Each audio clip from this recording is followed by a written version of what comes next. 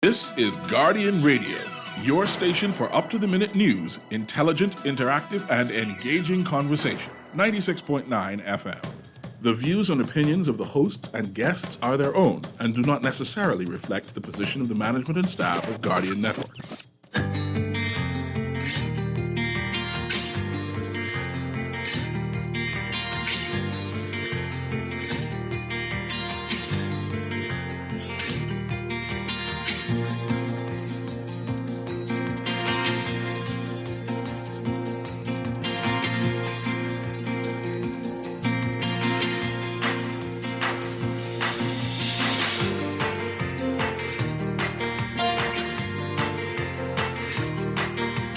Good morning. At the UN, the Prime Minister urging leaders to make real strides in the climate fight.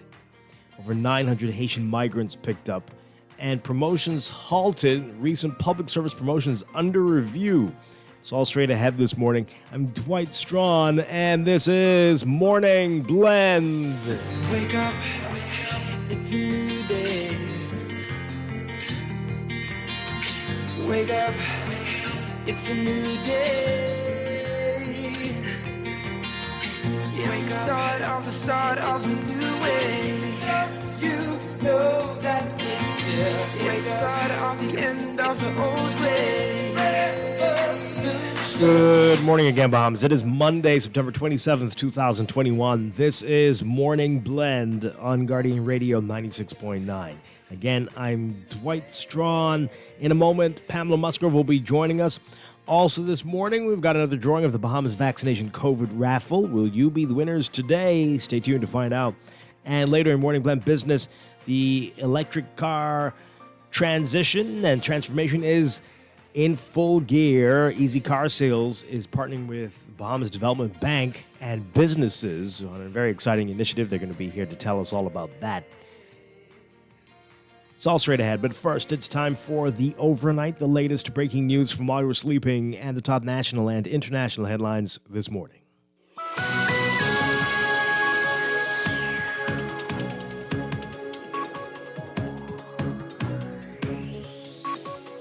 In the overnight, investigations continue into the country's latest homicide. A man shot to death on Theodore Lane off Tonic Williams Highway. Again, that man dying at the scene. Investigations continue. We'll have more in an upcoming newscast. In his first address to the United Nations General Assembly since assuming office, Prime Minister Philip Davis calling for the equitable distribution of COVID-19 vaccines, and he's asking any world leaders who still believes there is plenty of time to address climate change to visit Abaco and Grand Bahama. Prime Minister Davis, during his address, saying the pandemic had been a very difficult time for many countries like the Bahamas. Quote, we face an extraordinary need for new resources in health and education and housing just as our economy is contracting dramatically. Our interconnected world means that we will only be safe when all countries, including mine, have the tools needed to fight this virus. This requires the equitable distribution of vaccines that includes distribution to small island development states who are not manufacturers. Stockpiling for self-preservation is a fallacy. We will only be safe when we are all safe. Davis thanked the U.S., India, China, Antigua and Barbuda, and Dominica for their gifts and donations of vaccine supplies during the pandemic, but he says more still needs to be done. Davis also spoke on the devastation caused by the monster Category 5 Hurricane Dorian on portions of Abaco and Grand Bahama back in 2019. He said the worst thing about Dorian is the sense of foreboding, the sense that the hurricane, which took so many lives, was only the beginning. He said, quote, none of us believe this is a once-in-a-generation storm. Instead, we know it is a nightmare that could easily recur tomorrow, next week, next month. To any leader who believes we still have plenty of time to address climate change, I invite you to visit Abaco and Grand Bahama. In other news, the government has halted all promotions approved in the public service and at public corporations in the last few weeks of the administration. Foreign Affairs and Public Service Minister Fred Mitchell revealing this yesterday, adding that Cabinet will review those promotions. His comments following the leak of a Water and Sewage Corporation document which indicated that promotions at the corporation, which went into effect on September 1st, were rescinded.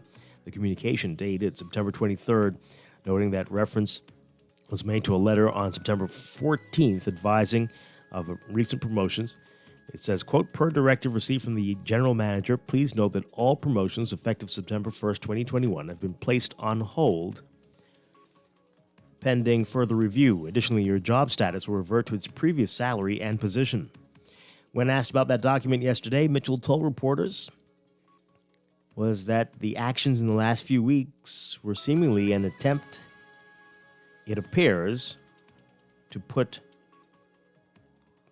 what you call a poison pill, he says, quote. So the idea was that it would hobble any new administration, and two things seem to be at play. One is to offer an incentive for people to vote for the past administration, and secondly, a poison pill so that presumably those who were promoted or hired were supporters of the last administration and would therefore end up causing problems for the new administration.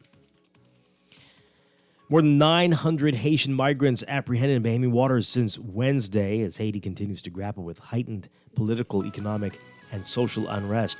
According to the Royal Bahamas Defense Force, 400-plus migrants were detained yesterday after their vessel sank in the Ragged Island chain. On Saturday, 195 Haitian migrants were apprehended in two separate incidents. On Saturday morning, a sloop carrying 50 Haitians was intercepted off Inagua. Later in the day, a sloop was spotted in the Ragged Island chain. Mariners aboard an RBDF ship discovered 145 migrants on board.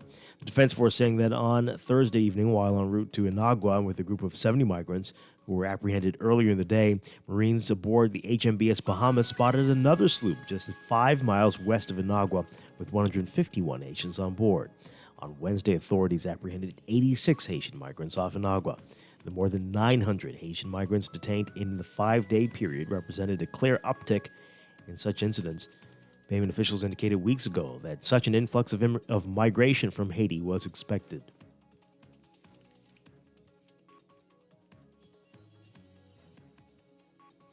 Overseas, Germany is embarking on a potentially lengthy search for its next government after the center-left Social Democrats narrowly beat outgoing Chancellor Angela Merkel's center-right bloc in an election that failed to set a clear direction for Europe's biggest economy under a new leader. Leaders of the parties in the newly elected parliament were meeting today to digest a result that saw Merkel's union bloc slump to its worst-ever result in a national election and appear to put the keys to power in the hands of two opposition parties. Both Social Democrat Olaf Scholz, who pulled his party out of a years-long slump, and Armin Laschet, the candidate of Merkel's party, who saw his party's fortunes decline in a troubled campaign, laid a claim to leading the next government. Scholz is the outgoing vice chancellor and finance minister, and Laschet is the governor of Germany's most popular state. Whichever of them becomes chancellor will do so with his party having won a smaller share of the vote than any of his predecessors. Who gets the job looks likely to depend on the decision of the prospective junior partners, the environmentalist Greens and the business-friendly Free Democrats, parties that traditionally belong to rival ideological camps. And an earthquake with a preliminary magnitude of at least 5.8 struck the Greek island of Crete today, killing one person and injuring several others while damaging homes and churches and causing rock slides near the country's fourth largest city. The quake sent people fleeing into the streets and schools were evacuated. Repeated aftershocks rattled the area as well, adding to damage in villages near the epicenter. The Athens Geodynamic Institute saying the quake struck around 9:17 their time with an epicenter of about 153 miles southeast of the Greek capital of Athens. That was 9:17 a.m. their time. The European Mediterranean Seismological Center and the U.S. Geological Survey gave a preliminary magnitude of 6.0 with an epicenter 7 kilometers or 4 miles north of the village of Thrapsano. The Athens Geodynamic Institute said it was 5.8, and it's common for different seismological institutes to give varying magnitudes for an earthquake in the initial hours and days after an event.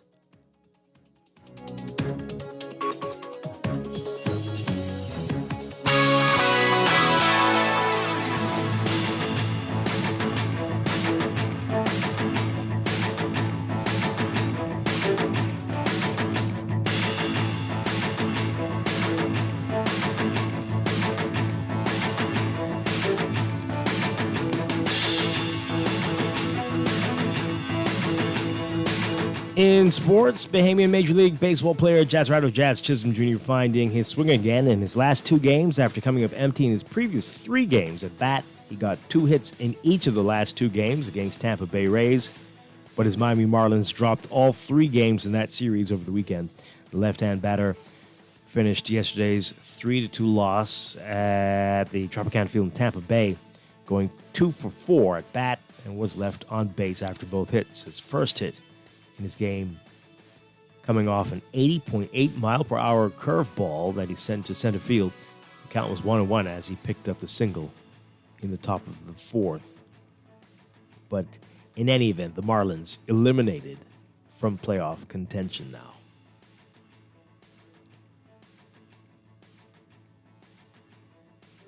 And from the NFL, Aaron Rodgers rallying the Packers past the 49ers 30-28 in the late game. And this first month of the NFL seeing some inconsistency. Tom Brady leading the Tampa Bay Buccaneers in rushing. The Kansas City Chiefs turning the ball over on their first 3 possessions. And both the conference champions lost on Sunday, 3 weeks into the season, and inconsistencies become the norm even for some of the league's top contenders. The Chiefs are 1-2, the Seahawks 1-2, Steelers 1-2. They've all lost 2 in a row.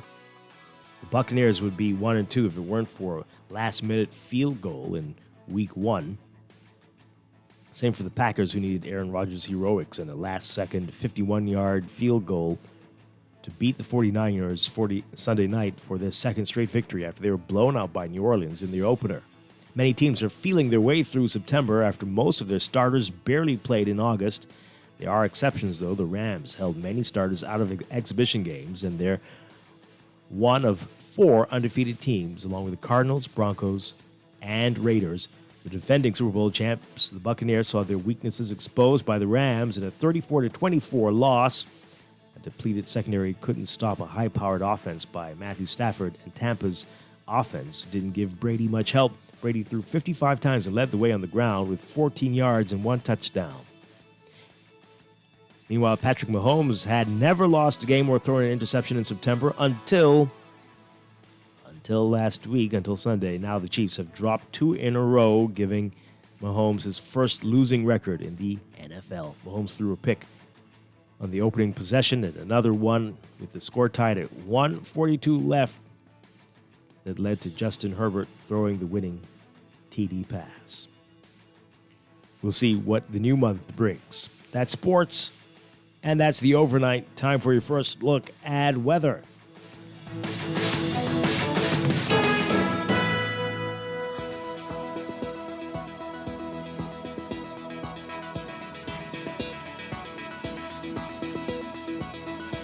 In your weather for today, the remnants of a frontal trough across the central Bahamas will trigger showers and thunderstorms over portions of the islands as it continues to weaken. Meanwhile, building high pressure to our north will usher in drier conditions across the northwestern Bahamas through tonight. Boaters in the central and southeast Bahamas should remain alert due to the risk of water spouts, possibly today. For the northwest Bahamas, your forecast calls for mostly sunny and very warm conditions with a few light passing showers, becoming fair and a bit mild tonight. Winds northeasterly at 10 to 15 knots, but gusty at times. Seas 2 to 4 feet, but slightly higher in gusts. For the central and southeast Bahamas, variably cloudy, hot, and humid with widely scattered showers and isolated thunderstorms through tonight. Expect gusty winds and higher seas in or near heavy showers and thunderstorms. Winds northeast to east at 10 knots or less, falling light and variable at times. Seas 1 to 3 feet. Temperature-wise, we're looking at highs getting to around 90 Fahrenheit, 32 Celsius. Overnight lows tonight getting down to about 72 Fahrenheit, 22 Celsius. That's your first look at weather this morning. We'll have your extended outlook coming up after traffic in just a bit.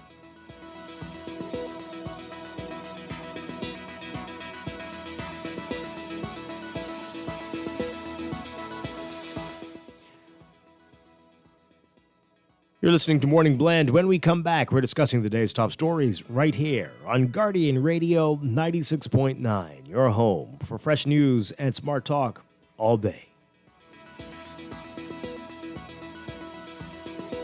Now that your age is not everything. Now that your kids call you for advice. Now that you can achieve anything you set your mind to, why stop? Nourish your strength and energy with Ensure. Ensure provides protein, antioxidants, key vitamins and minerals to support your immune system. Now that it's your moment to enjoy your vitality, why stop? Your life, your health, your Ensure. You invest in your children, your home, and your community. But are you investing in your financial future? At CFAO, we specialize in investment management, retirement planning, mutual funds, and private wealth management. Our team of experts never stops helping you plan for tomorrow. Because tomorrow begins today. Call us at 502-7010 to see what our financial advisors can do for you. CFAO. Growing wealth for future generations. Technology serves to make our lives better, so why not your business too? At Custom Computers, we've been maintaining our knowledge and relationships with top tech companies since 1987 and carry only the most trusted brands like Apple, Microsoft, HP, and more. No company has helped more businesses build reliable IT systems than Custom Computers. You name it, we've done it. Call 396-1101 to talk to any of our business experts. Find trust in your tech. Count on Custom Computers. Tired of banks forcing you to use technology to bank the way they want you to? Your convenience is important. So no matter what your banking needs, Commonwealth Bank's friendly staff are always available in branch for that personal one-on-one service. But when you choose technology, our online and mobile banking app offers you state-of-the-art functionality. The choice is yours. Commonwealth Bank. Bank the way you want. This is Guardian Radio, 96.9 FM. Fresh news, smart talk, all day. Wake up, it's a new day. Wake up, it's a new day. It's the start of a new way. You know that it's here. It's the start of the end of the old way. Wake up, it's a new day. Wake up, it's a new day.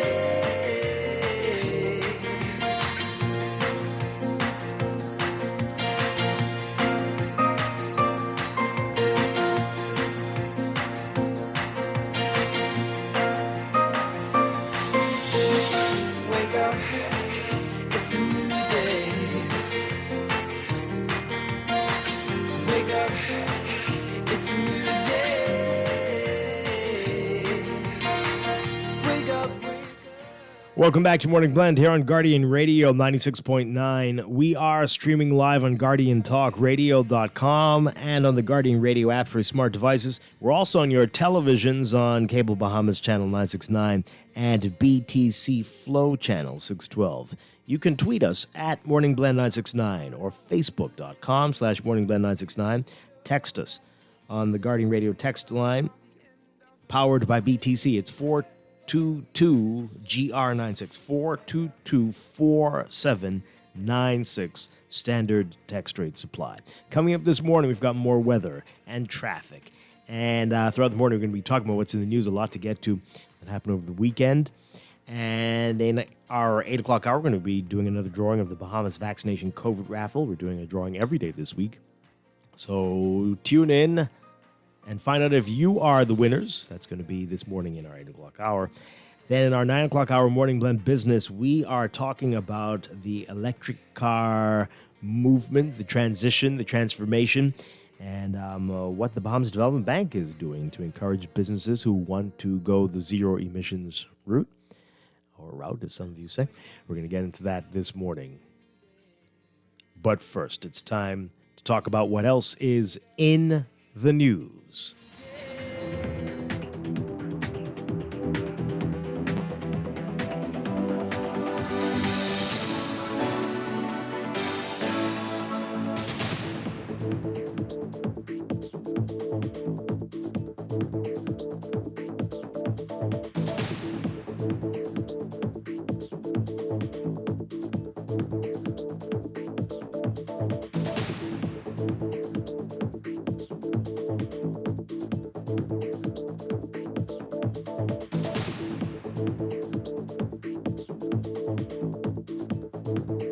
And in the news, the big headlines in the National Guardian, promotions halted, recent public service promotions under review. Similar headline in the Tribune, election upgrades delayed for checks. Is this about? Yes, it does seem that's a weird way to put it. Okay. Upgrades, promotions, and yeah, I guess it is an upgrade. Sure. We're going to get into that in just a bit. Before we get to that, though, want to talk about what Prime Minister Davis said to the UN, some passionate pleas about COVID and about climate change, urging world leaders to rethink what they're doing and to understand the plight of small island developing states like the Bahamas. Our Giorgio Bain tells us more about this in this report. Prime Minister Philip Davis addressing the 76th session of the United Nations General Assembly in New York today. He touched on issues impacting the Bahamas, including the ongoing COVID-19 pandemic and Hurricane Dorian. The pandemic has been very difficult for countries like mine. We face an extraordinary need for new resources in health and education and housing, just as our economy is contracting dramatically. Our interconnected world means that we only will be safe when all countries, including mine, have the tools needed to fight this virus. This requires the equitable distribution of vaccines.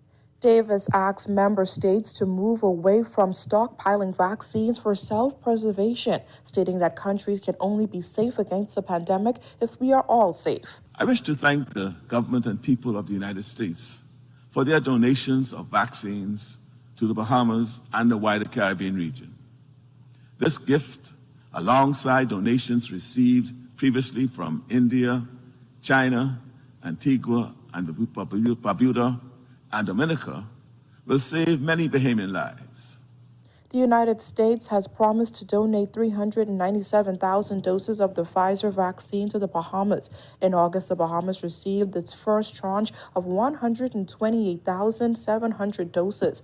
The tranche donation will be enough to fully vaccinate nearly 200,000 people. Earlier this year, the Bahamas received 87,200 doses of the AstraZeneca COVID-19 vaccine.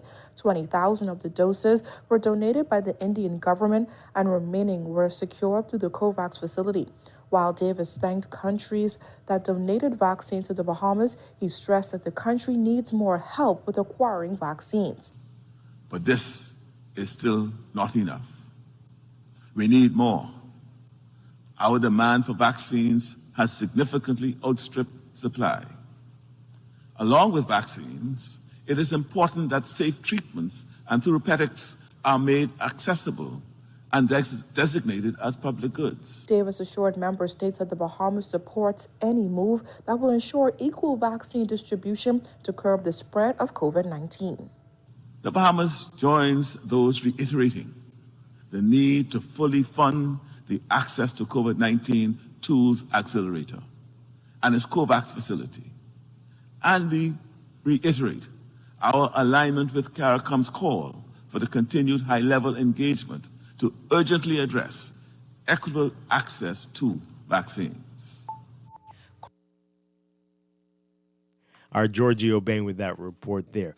Pamela Musgrove is with us this morning. Good morning. Great to have you with us. Good morning, Dwight. Good morning, Bahamas. Yeah. Good to be here. So before we get into what Prime Minister Davis said, we were talking about this off air, about how he delivered the speech very well. Mm-hmm. He's speaking well. I know there were concerns. Let's be honest. There were concerns years ago that that he just didn't seem prime ministerial.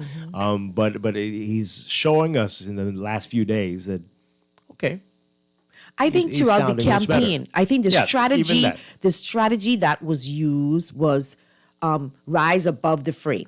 So here you had the Dr. Minnis and the FNM basically throwing darts at him. But he never really got down. He never really got down to that level. Not that the party wasn't at that level. The campaign was dirty. Right. But he's as a leader, so the the strategy for their campaign was probably, as a leader, you project yourself as a future prime minister of the country and allow them to go low. And then also he's a lawyer, and so they are trained I know, but with lots of people, public speaking, you have to practice. You have to practice. Not for many of us, it does not come natural. And we were talking this as well. Reading off a teleprompter is not something. Yes. It's not like reading a It's speech in your practice. hand. It takes practice to get the timing right. And he's clearly been practicing, and he's sounding good. Yeah. And so far, so good with delivery, definitely. And I think this was a pretty good speech as well, making some very introspective points about the hurricane and how you just can't ignore what's happening to all the world leaders, right? Climate change is real. Come to Abaco and Grand Bahama and see it for yourself and see what happened there. We haven't recovered. And even in many though ways. we are a small island nation state, and our contribution to the devastation of climate change is relatively small compared to these big countries that are contributing greatly there, but when we are greatly affected by their actions and their acts that cause this climate change phenomenon. So we're small and we don't contribute much to it, but the consequences to our country is great. Yeah, and talking about the vaccines, urging countries not to hoard and to think about the many countries that have yet to start vaccinating their citizens, right? That's why I didn't understand Biden's approach early on because he came out to say that they wanted to have the booster shot for everyone, and I didn't understand that strategy. And as long as we the further that we are away from herd immunity on a global level, the more variants we're going to continue to get. I guess the U.S. is saying they're dealing with that now by saying you must be vaccinated to come to our country. But there are a lot of poor countries out there that have not gotten any, and I think more needs to be done to assist those. Yeah, this was a great point that Prime Minister Davis made. Our interconnected world means that we will only be safe when all countries, including mine, have the tools needed to fight this virus. This requires the equitable distribution of vaccines. That includes distribution to small island developing states who are not manufacturers. Stockpiling for self-preservation is a fallacy. You will only be safe when we are all safe. Yeah, and the World Health Organization has been saying that for a very, very long time. They have been saying that from the time they came out with the vaccines. They have been saying that, we are all safe as long as we are all vaccinated. Right? Yeah. Foolishly, people were thinking when this started back in 2019, that's China's problem, right? We see how quickly that spread and how the world has been forever transformed as a result of this. Well, we've said on this show, there are only two ways. Well, there's one way to get to herd. Well, there's one way to get out of this, and that's herd immunity. And there are two ways to get to herd immunity. Either you get the vaccine or you get the virus. And for some people, that's not a good option. Yeah, so may not be enough, as we are seeing. So we need to get to herd immunity. Reinfected and breakthrough even infections as well. So that one might have worked with measles and chickenpox, but not so much with COVID. So, hey, Prime Minister Davis also saying when vaccines are deployed to reduce transmission, everyone is made safer, not just the direct recipient. We can, by doing so, reduce the opportunities for new and more dangerous variants to emerge. This virus is global and requires a global response. But the U.S. has been helping us, and that's good. We have been getting vaccine gifts from them, and so we're appreciative of that. And I think more and more people are being vaccinated in the country. And I think that's a good sign. I think we are up to 73,000 fully vaccinated. Much more, Pam. The new numbers are fully vaccinated, including J&J. 92,310. We are very close to 100,000. Yeah. And we're going to play a report for you on that in a bit. How we will likely be at 100,000. And how many persons have had one dose? One dose, still 119,566. So wait. So we have 92,000 persons that are fully vaccinated. Right. and we have 119,000 who have 566. Yeah, they're including J&J there. So that's one dose. Right. So, and most of what we were using with Pfizer is about 3 weeks. So in the next few weeks, we're going to have 119 plus the 92. No, that would be including. Okay, I just wanted to know those who just had one dose of the vaccine and waiting for the second dose, so I could get a feel of how many persons would be fully vaccinated in the next few weeks. Oh, that's excluding. Okay, so excluding J&J. Excluding J&J. So yes, so it'll be right. Now the 92,000 is including J&J. Okay. So we're going to be at 100,000. In fact, that's we're getting there. We're getting there. We're getting there. But that's still only, well, depending on the numbers, we're a quarter. I think because they're now opening up to the younger kids, 5 years and above, I think we can open up the number that is being used for herd immunity, the population number that will be used for herd immunity. So I go with the safe side, about 300 to 320,000 if you go with a population size of 400,000 persons. So 300 to 320,000, I think, to be safe. Yeah. All right, so let's talk about that. The numbers so far and what we're seeing. Here's a report from our Jasmine Brown on where we stand at this point. We are now in the second dose phase of Pfizer, which means that we've got add another 30,000 or so to the fully vaccinated crew. COVID-19 vaccinations are picking up since the arrival of Pfizer vaccines in country, according to Deputy Chair of the National Vaccine Consultative Committee, Ed Fields. As of September 18th, a total of 184,461 doses of the COVID vaccine were administered to Bahamians and residents. 73,901 people are fully vaccinated. That means we're getting closer and closer. In fact, I anticipate within the next week and a half or so, especially with this Family Island push, which is also, by the way, the second dose administering, that we will be, on the $100,000 mark in the next week or two. What that means, and we don't have that denominator that's certain, but if you figure we have a population of about 390,000 to 400,000, you take our children under 12 and the eligible, vaccinees. We're climbing up to that 30% mark. On Monday, the White House announced that only fully vaxxed foreign visitors will be allowed to enter the United States come November. Officials believe this will spark bigger demand for the vaccine. While vaccine hesitancy still appears to be high in the Bahamas, Fields says it's clear more people are coming out to get the jab. We are having very good uptake. With the announcement, of course, of the U.S. Edict, I anticipate, and I don't have the numbers to give you, but I anticipate that we will see more and more numbers climbing. Reporting for our news, I'm Jasmine Brown.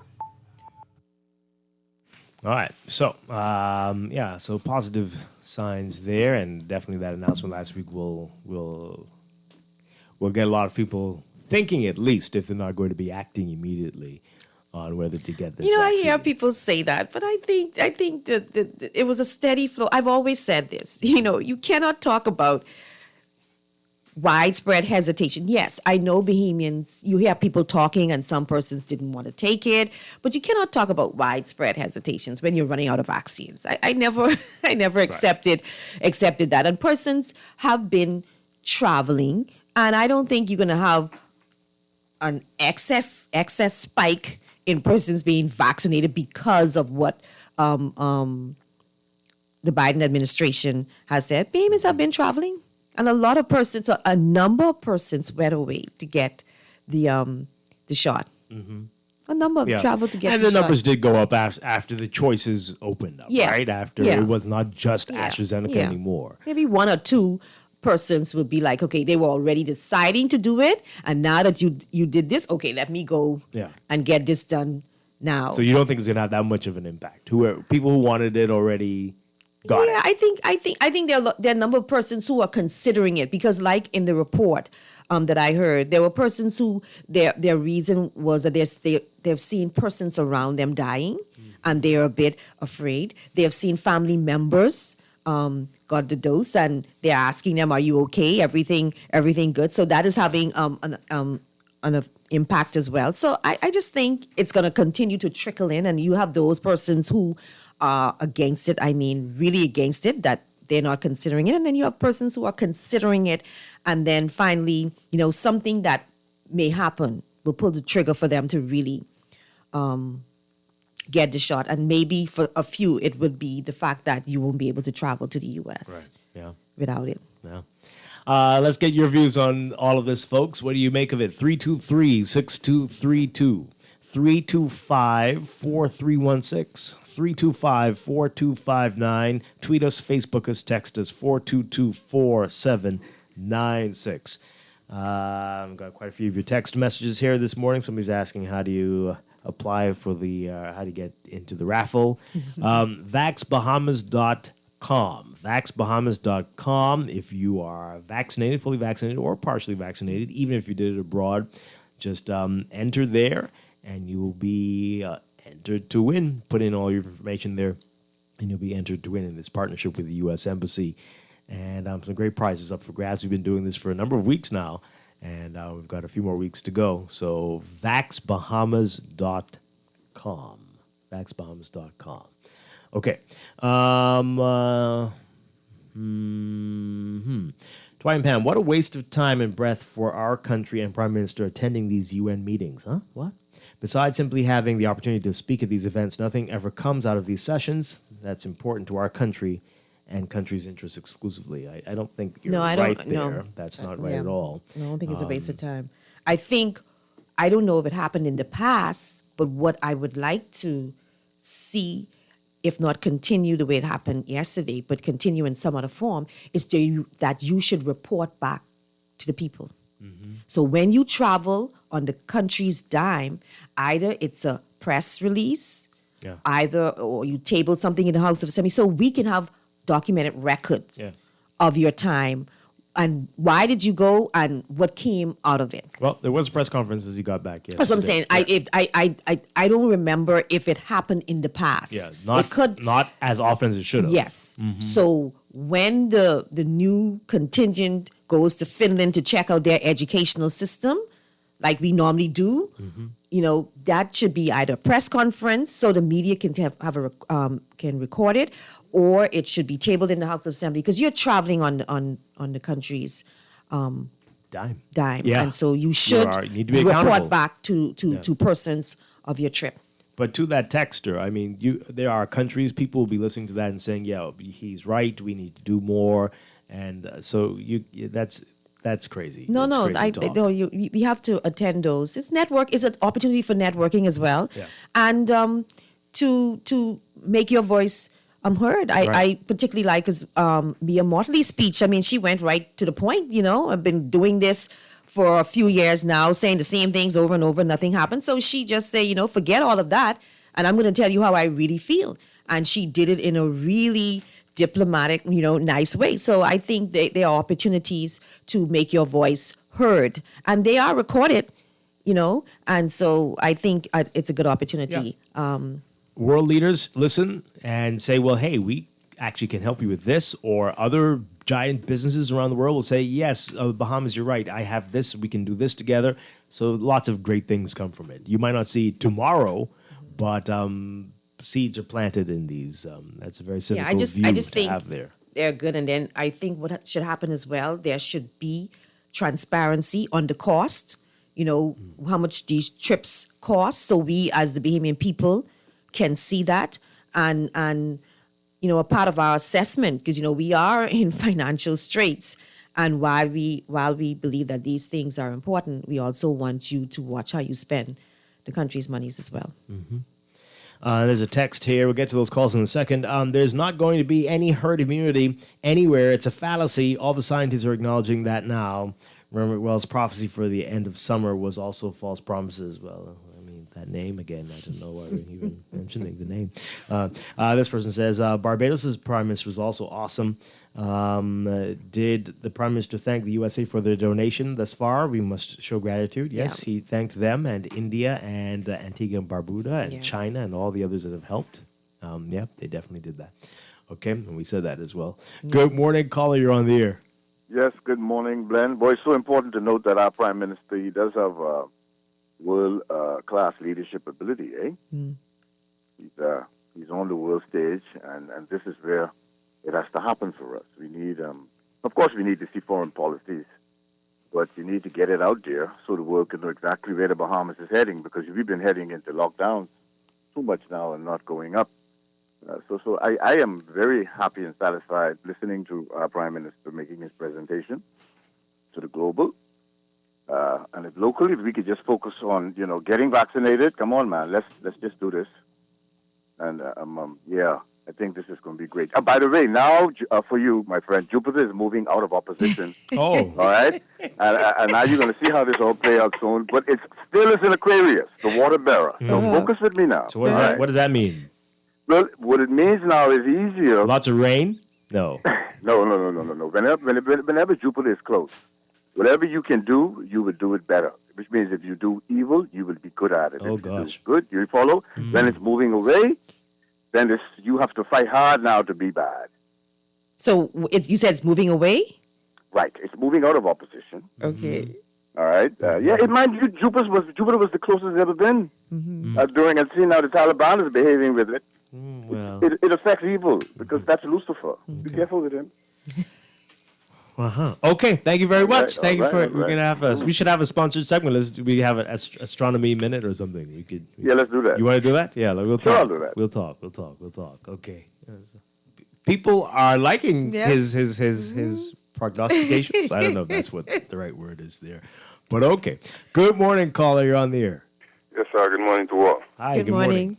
I saw the Prime Minister's speech as a cookie cutter speech, but the highlight of his speech for me, right, was when he advocated for the against the sanctions of the embargo on Cuba, but the problem is with that is the way he did it, he didn't say enough words about it. You see, if you remember the speeches from the countries in the Middle East, they spoke of they didn't have much on the issues of COVID-19. It was about the exploitation of their region by two wars and the like by these developed nations. You see, and these things that affect them. You see, and cause war among them. You see, and with this the speech about the speech about the solar technology or renewable energy. I feel that our Prime Minister or our government need to deal with that. They need to lead by example. You see, we can't be asking for these countries to help to assist with climate change, and we're not doing it for ourselves. You see, the largest project I think we did in the Bahamas with climate change is in the parking lot structure at a stadium, and we have many parking lots in this country, and it's time we get to that, you see, and develop, create jobs with it as well at the same time. You see, our money's all these jobs for our coolies and the like needs to go with that construction of facilities that we need in this country. Thank you. Okay. I agree with that part where he said that we have to show that we are doing more. It's not sufficient to go there and to tell them that, their impact is having a great impact on us. Practice what you preach. Yes, we have to show where are we with alternative energy? What are our benchmarks? How quickly we're going to get there, so that when we go there, we can say, see, these are the stuff that we are doing. So we need your help, so that this impact that affects us greatly will be minimized. Yeah, that doesn't just mean the government. That means all of us as citizens as well. But legislation have to assist with that. Legislation have to assist and make it affordable for persons to look at the alternative forms of energy. Our national electricity company, BPL, what are they doing to help us move closer to the goals in terms of alternative energy? Yeah, they've talked, but you wonder if is it going to be enough? Is it going to be enough? Yeah, I know we did the plastic bag ban, but I think that's a drip in the bucket in terms of what we can do. Right. Yeah. For more cleaner forms of energy. Let's take this call. Good morning, caller. You're on the air. Good morning. morning, Dwight. Good morning, Ms. Musgrove. Good morning. Hi, good morning. And good morning to your listeners all over the world. Mm-hmm. My highlight on what Prime Minister Davis had to say is when he mentioned to them, in my words, like, it ain't make no sense they hogging up all the vaccines, because they ain't going to be safe until all of us be safe. So spread the vaccine around the world to where it's needed, especially small countries like the Bahamas, and he talked about education, housing, and stuff like that. I think he was smooth. Prime Minister Davis was excellent. Dwight? Mm-hmm. Hi. Dwight, you normally, like in the mornings, you touch a topic, then you go on to another topic before the business around 9 o'clock, and Palm sometimes it's be around. I would like to hear you and her opinion on what was reported on the news. I think that's Channel 12, the Guardian News last night, where those bunch of Haitians, must see about 400 come to the country, and someone was quoting Fred Mitchell saying that we didn't need to do the court case, just ship them out, and the reason why we was protesting for years to start having a court case with them, so we could fingerprint them because they keep coming here, and we didn't know who they is. The day they named Paul and tomorrow they named Johnny, they come right back on the boat. So I think we need to continue sending the judge like Dante now. But don't bring them to Nassau, man. We can send doctors and nurses down there to help out with them. And remember, they wasn't too much for taking the COVID-19 shot. And we want to help people, but we don't want to spread that disease all over the place. So I wish this new government could consider sending the nurses and the doctors and the judges down to the family island like how we've doing in the past. And let's continue to fingerprint them because they're making a mockery of the system. Only so much the Bahamas can take. Keep up the good work. All right, we're going to get into that a little bit later in the show, definitely. That is a big topic. Over 900 since Wednesday apprehended. 900. Is something happening, recently? Yes, chaos and turmoil. I mean, since the assassination and the earthquake and the hurricanes, and there's just always so many things. Wow.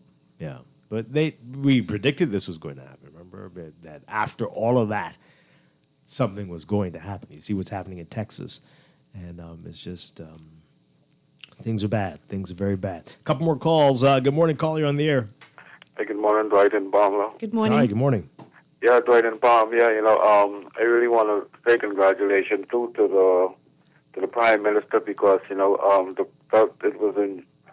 was such a relief to hear that speech, because listening to the two Prime Ministers prior, their speech was disappointing to me. And while I didn't support Mr. Brave Davis, right, but he is shaping up to be everything what people said he is not. So I just appreciate, so far that is, right, I don't want to sound like no sour grapes, but yes, I do support so far what I'm seeing from this gentleman and hearing from him because I really believe the speech, it was really powerful, and I think it really was effective.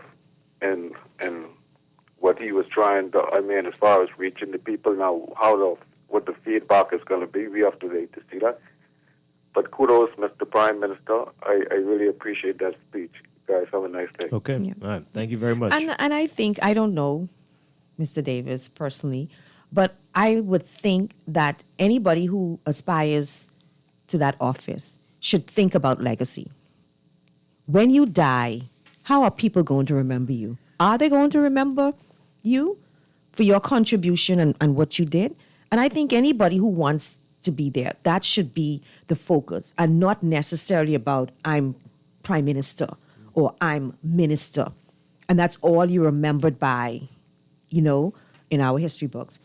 It's about how well you have executed to help the people, to help improve the lives of people in this country. So I'd like to think that anybody who aspires to that and to that office is thinking like that, and he has a great opportunity. Do you think the previous office holder was thinking like that? I don't know. I think, yeah. They wouldn't have called that early election if they were concerned See, I about think it. there's politics and there's governance, right? And like I mentioned earlier about the campaign, right? As a leader, do you want to be associated, the leader of a country, with, these scare tactics type politics? Or you want to project yourself as a leader who understands the issues of the country and you're doing all that you can to help improve the lives, of people. So I think in my assessment, I've said it throughout the administration when things started to go downhill. Right. I said it, and I think I could pinpoint when it went downhill, when they implemented VAT. Which one came first? Was it VAT or OBAN? Which one? The OBAN debacle, which I can't remember the timeline. I think it was VAT, because VAT was like July 2018. I think it's during the debate that they had the talks about OBAN. And I think what had happened there was when in opposition, they said VAT was a lazy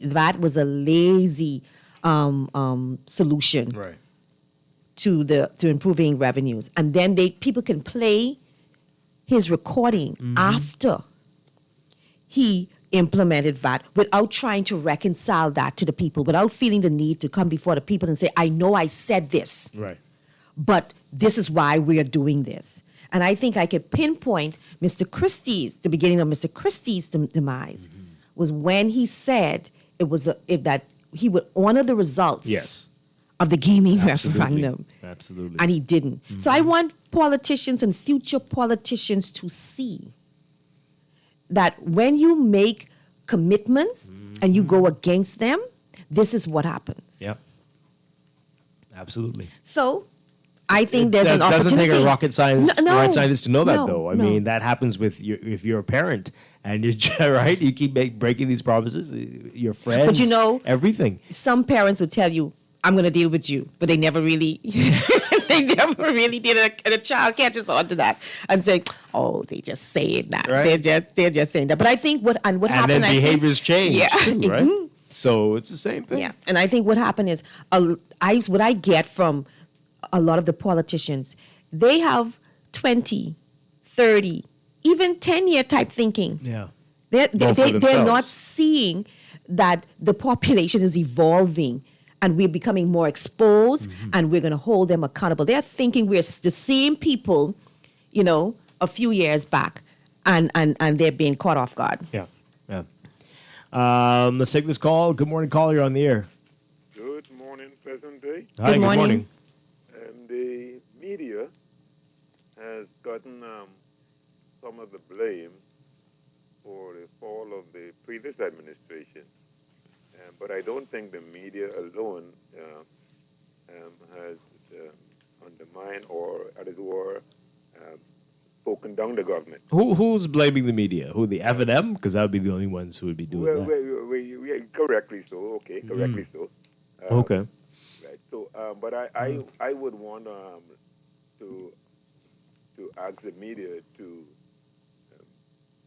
be a little hands off, so to speak, on prime ministers. I'm not talking about just this prime minister.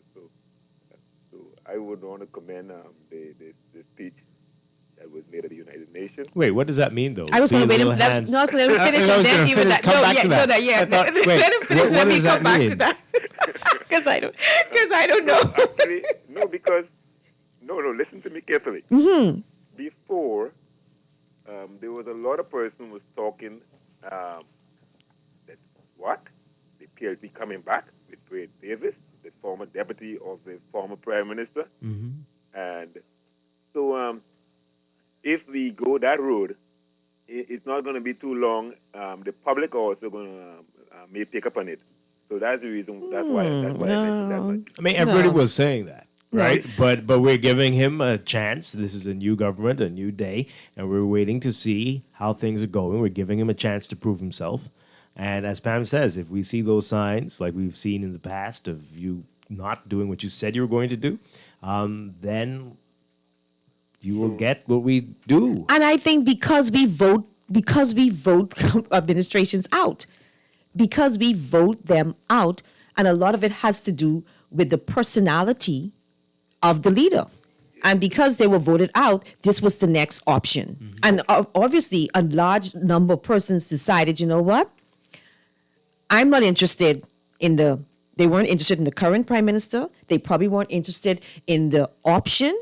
And so I'm not going to the polls. Yeah, I noticed that as well, because I normally do my pie chart on results, and I have done that before. And now, as the result is coming in, I'm going to do my pie chart on that as well and publish it on my webpage. But I want to say the speech of the United Nations was very comprehensive. It was a short time, 9 days in office, local, regional, international. So he touched on a lot of points. I actually give him a kudos on all of it. 2 points were mentioned in some previous callers. As a matter of fact, from one of the co-hosts from PAM about, I think it was you mentioned BPL, I guess with the solar power thing, operation. And I would want to say that there's no free lunch for any, because the price of gas at the pump is just as disturbing as BPL. And I also want to what do I want to do? I want to apologize because I did mention that BPL the prices were going up, but it actually in reality is fluctuating. So I know. You mean what? Your bill? Yes, it's up and down. So I don't want to just say the bad and not say the good. Okay, so it's fluctuating. When it's down, I'm happy, and when it's up, no one should be happy.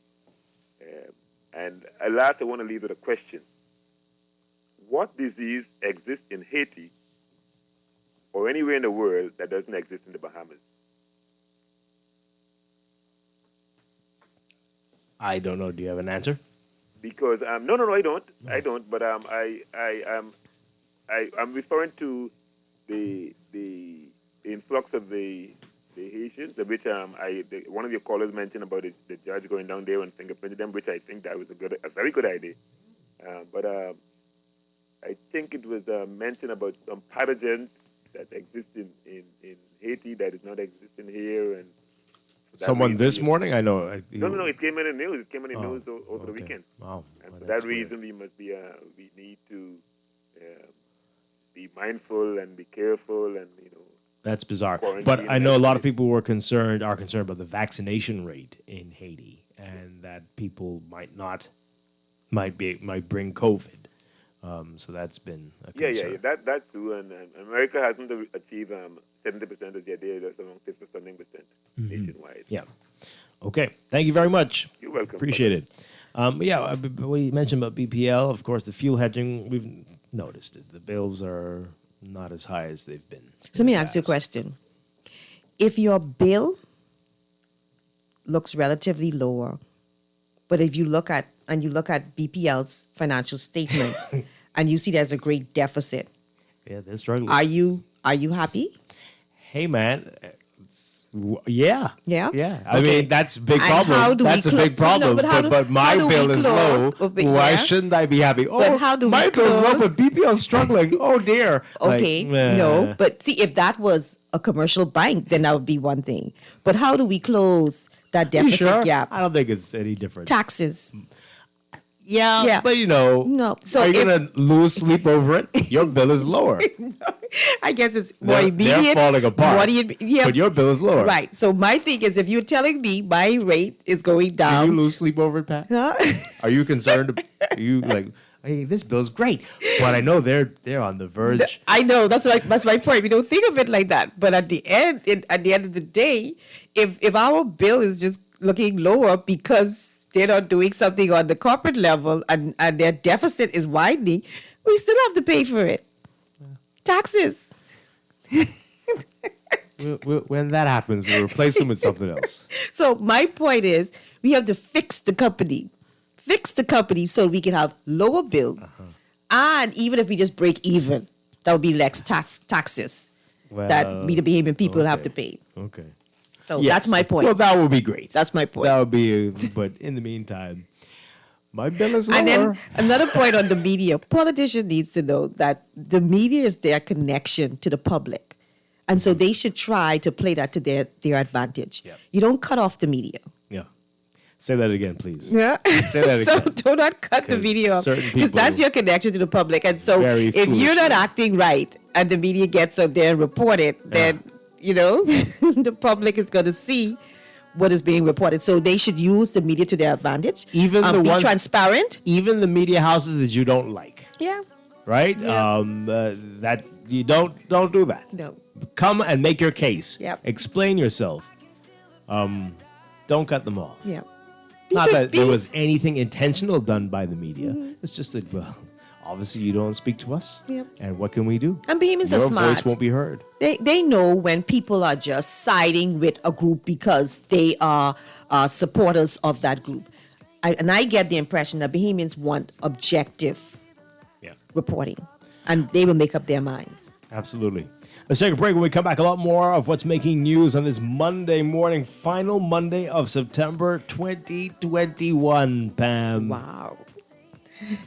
The final quarter of the year is almost here. My goodness. We'll be back. Stay with us. It's true, my bad habits get to you.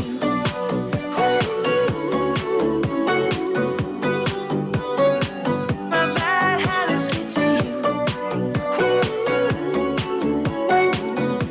Screws and Fasteners World, Balfour Avenue and Palm Beach Street, has those hard-to-find fasteners for you right now. You can find stainless steel regular hex, carriage bolts, galvanized bolts, threaded rods, nails, self-tap screws, sex bolts, anchor bolts, turnbuckles, masonry tools, hand tools, and weed whacker strings. Check out the rope selection and car body fasteners, too. Special orders are welcome. It's your #1 fastener store. Screws and Fasteners World, Balfour Avenue and Palm Beach Streets. Call 326-1976. Hurricane season is here. If you're not prepared, it can really turn your life upside down. Fortunately, there's CG Atlantic General. Our people are here, ready to assist at a moment's notice, with protection like alternative accommodation for those who are displaced due to a storm. It's our priority to make sure you have what you need when you need it most. So when your life gets turned upside down, we can help to turn it around. CG Atlantic General. Good like that. Security and General Insurance Company Limited, trading as CG Atlantic General. Contact a CG Atlantic General broker today. Be prepared for the rainy season with an RBC loan to fund your rainy season essentials. For hurricane shutters, generators, solar power systems, or general home repair, RBC offers a range of flexible and competitive financing solutions. Let us help you get started at rbc.com/Caribbean/get-a-loan. Special conditions apply. Reimagine your rainy season readiness with RBC financing.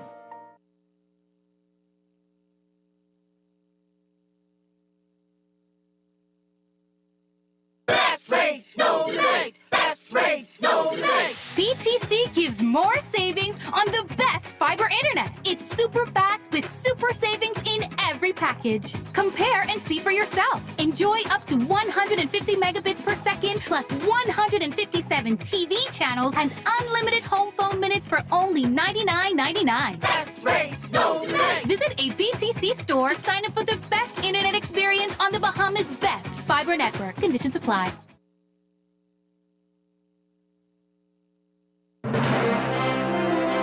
This is AP News. I'm Rita Foley.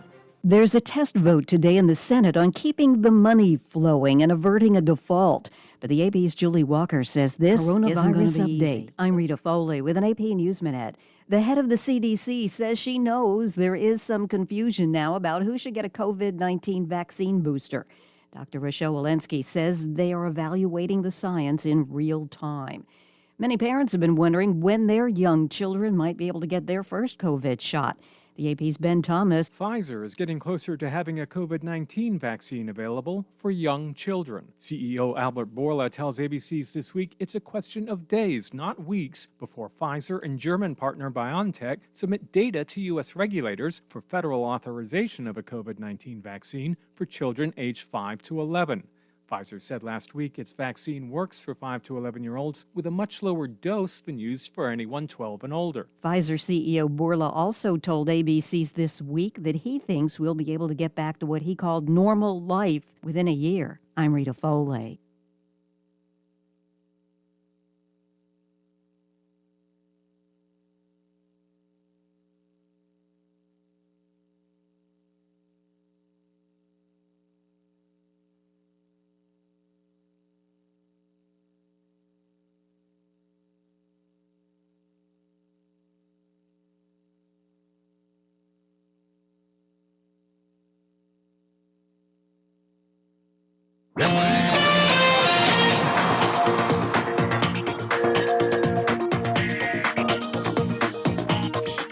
Time for your Morning Blend Traffic Alert, brought to you by RBC Royal Bank In your real-time traffic, Mile Butler Highway seeing heavy traffic in the northbound lanes from just north of Fire Trail all the way up to Tonic Williams Darling Highway. Gladstone Road also busy for you, the northbound lane to JFK Drive. Blue Hill Road, heavy traffic from just south of Carmichael Road in the northbound lanes all the way up to Independence Drive, the roundabout, especially north of Soldier Road. You're going to be seeing that in the northbound lanes there. Portions of Carmichael Road busy for you as well. Carmichael near Faith Avenue and the southbound lanes of Milo Butler Highway. You're going to be seeing a lot of congestion in that area. Elsewhere, we've got some building traffic at the major intersections, especially in eastern New Providence. So along Prince Charles Drive, Prince Charles and Fox Hill, Prince Charles and Beatrice Avenue, and Prince Charles Soldier Road at this hour. That's what we're looking at in your real-time traffic and your Morning Blend Traffic Alert, brought to you by RBC Royal Bank, Banking Reimagined.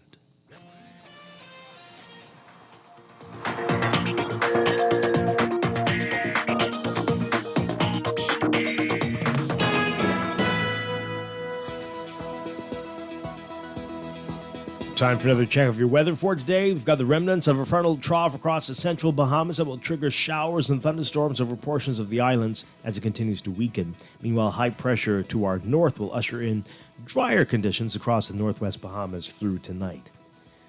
For today, for the northwest Bahamas, look for mostly sunny and very warm conditions with a few light passing showers, becoming fair and a bit mild tonight. For the central and southeast Bahamas, variably cloudy, hot, and humid, with widely scattered showers and isolated thunderstorms through tonight. Expect gusty winds and higher seas in or near heavy showers and thunderstorms. Temperatures getting up to around 90 Fahrenheit, 32 Celsius. Overnight lows tonight getting down to around 72 Fahrenheit, 22 Celsius. In your extended outlook, high pressure will continue to dominate the weather in the northwest Bahamas, while the combination of upper-level troughing and lingering moisture will continue to spawn shower activity across the remainder of the islands through to the middle of the week. So for tomorrow, Tuesday, partly sunny to sunny and hot with a few light passing showers in the northwest Bahamas, becoming partly cloudy and warm with widely scattered showers and thunderstorms in the central and southeast Bahamas. Then for Wednesday, variably cloudy and hot with a few isolated showers and thunderstorms mainly in the southeast Bahamas. In the tropics, in addition to Hurricane Sam, we'll get to that in a bit, we've got a surface trough associated with the remnants of Peter, located several hundred miles southeast of Bermuda. It has a 50% chance of tropical cyclone formation through the next 5 days. Then there's a tropical wave expected to move off the west coast of Africa today. The system has a 70% chance of tropical cyclone formation through tonight. And that's going to be moving westward across the Atlantic. Then there's a broad area of low pressure that appears to be forming several hundred miles southwest of the Cabo Verde Islands. Has about a 70% chance of tropical cyclone formation through the next 5 days as that moves westward across the tropical Atlantic. Now, with Hurricane Sam, expected to be a major hurricane for several days, and Hurricane Hunter aircraft expected to investigate Sam later today. As of 5 o'clock, Sam was 290 miles east-southeast of the northern Leeward Islands. Sam is moving toward the northwest near 8 miles per hour and is expected to continue in this general motion for the next several days with an increase in forward speed before taking a turn toward the north and away from the West Indies, but could come close to Bermuda. Maximum sustained winds are near 130 miles per hour. Sam is a Category 4 hurricane right now. Little change in strength is expected during the next day or so. Thereafter, some slow weakening is forecast through midweek. But Sam should remain a major hurricane. Bermuda definitely will need to keep an eye on Sam. But that is your Morning Blend weather check. Brought to you by Could Be You. Give us a call if you are interested in sponsoring this segment. We're going to take a break and be back with more after these messages. Technology serves to make our lives better, so why not your business too? At Custom Computers, we've been maintaining our knowledge and relationships with top tech companies since 1987 and carry only the most trusted brands like Apple, Microsoft, HP, and more. No company has helped more businesses build reliable IT systems than Custom Computers. You name it, we've done it. call 396-1101 to talk to any of our business experts. Find trust in your tech. Count on Custom Computers. You've tried everything. ASUS with your mother's cousin's sister's auntie, and even hiding your money under your mattress. But is your money safe? Your Bahamian dollar deposit in a member bank or credit union is insured up to $50,000. If anything happens, your deposit up to the insured value will be returned to you thanks to Deposit Insurance. Visit Deposit Insurance Corporation at www.dic.bs. Protection for your money guaranteed with DIC. Have you heard about the COVID vaccine raffle? If you are vaccinated against COVID-19, you can enter to win amazing prizes like food store gift certificates, hotel stays, beach excursions, and so much more. Even if you are previously vaccinated, you can still enter to win. The COVID vaccine is free, safe, and protects you from severe COVID-19 infections. Don't delay. Get vaccinated today and enter to win. Visit www.vaxbahamas.com to register. This is Guardian Radio 96.9 FM. Fresh news, smart talk, all day.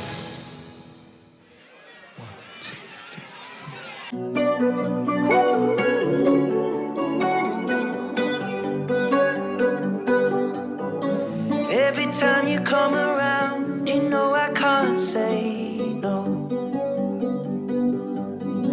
Every time the sun goes down, I let you take control. I can feel the paradise before my world implodes. And tonight had something wonderful. My bad habits lead to late nights, sitting alone. Conversations with a stranger I barely know. Swearing this will be the last, but it probably. We're back here with Morning Blend on Guardian Radio 96.9. Dwight Strachan along with Pamela Musgrove on this Monday morning. We're talking about what's in the news. We're going to get into this Haitian migrant situation in a bit. And a little bit later, more analysis of the election and what came out of it. We've got UB Professor Chris Curry giving some interesting views on what it all meant. What lessons should we learn from that election? We'll get into that in our 8 o'clock hour as well. And then the Bahamas vaccination COVID raffle. Continue to call us, 323-6232, 325-4316, 325-4259. Tweet us, Facebook us, text us, 422-4796. Let's get to some of your text messages here. Okay. What now? Oh, dear. Okay. This text here. I believe we need to replace Ed Fields as the co-chairman of the vaccination committee. I believe we need a Bahamian movie star or athlete to encourage us to take the COVID-19 shot. Well, those two things aren't, right? You can do both. Like what's your, just because you want the movie star, that's what. So you can have both. There's no reason. I don't get the impression that Bahamians are impressed. With the committee? No, with the celebrity. Oh, yeah, I don't know if that's gonna like you can use that to motivate Bahamians to make a move. I don't get That their works press. with our American Yeah, friends. exactly. I don't But, think that's yeah. our personality. Come on Be now. like, oh, I'm going to do it because so and so is a movie star and they're doing it. Nah, I don't think so. You may actually do the opposite if they tell you to do it. One of the arguments used, like when celebrities came to the Bahamas, is like they like it here because they don't get all of that attention. Mm-hmm. And Bahamians are like that. We don't go crazy and cry and Hey, look who that is over there. Like, okay. Let me touch and then you. continue eating. Right. No, So I don't know how successful that would be. not quite. Sadly, it's the politicians who seem to get people to act around here, right? If your favorite politician tells you to do something. I think that is waning as well. I don't think Well, that's so. good. Yeah, I think I That's a don't. good I thing. don't. I think politicians would have to earn that love and respect. It's not going to be As it should be. Yeah, they're going to have to earn that. Yeah. There's no love affair there. I hope that's And the I case. think the last 3 election cycles should have proven that. But obviously, some people are not in tune with what's going on, or they just have short memory. Oh, my. Okay. I know a few people who were against the vaccine after that warning from the U.S. They changed their minds because they love to travel. Yeah, I believe some people. Warning. Well, Uh-huh. sure. My contention has always been that the people who needed to be vaccinated were the vulnerable. World science appears to be moving in this direction. Moving in this direction? This was what everyone was saying in the beginning. In fact, our vaccine program was only opened up to people who were vulnerable and who were on the front line initially. What do you mean? Anyway, they've acknowledged that the protection from the vaccine is short-lived, but they're only recommending the vulnerable get boosters. The challenge is the determination of good health. Yeah, that's it. That's it. You may think you're in good health, but you may not be. Yeah. There are some obvious markers like obesity, but silent killers like hypertension need medical tests. Exactly. Well, that's why everybody should be doing their annual tests, annual physicals. I mean, I know it's hard if you don't have insurance and if you don't have the money, but it's very important. That's why national health insurance was there and was supposed to be providing that for people who don't have insurance, right? So you can get these tests. You can do it. You've got to take an active role in your life, in your health. Yeah, I agree. The opportunities are there for you now. Know your health status as much as possible. You've got to. Are we stuck on blind? The vaccines will not lead to herd immunity nor reduce transition. Look at Israel with 80% full. You keep bringing up these crazy numbers. Anyway, and currently have the highest rates of infection in the world. Yeah, but is their healthcare system overwhelmed? I think that's what you have to look at it because, like the flu, people get the flu, but how many persons who had the flu ended up in the hospital and the number is not overwhelmed right. the healthcare system? I don't know where they heard that number from. It's not correct. It's 60-something%, and that didn't include the children and teenagers, right? And it's a new variant now that's more contagious and will make young people sicker. Yes. Right? So you're looking at things not in totality, and you've got to do that and stop saying these things that Adult are not population. true. It was the adult population. Yeah. And they got vaccinated early, and yes, the vaccines are waning. And so your points aren't really connecting. This one here, while Davis and Fred Mitchell were campaigning, he told the Haitians that all of us are one and that he... okay, I don't know what that is.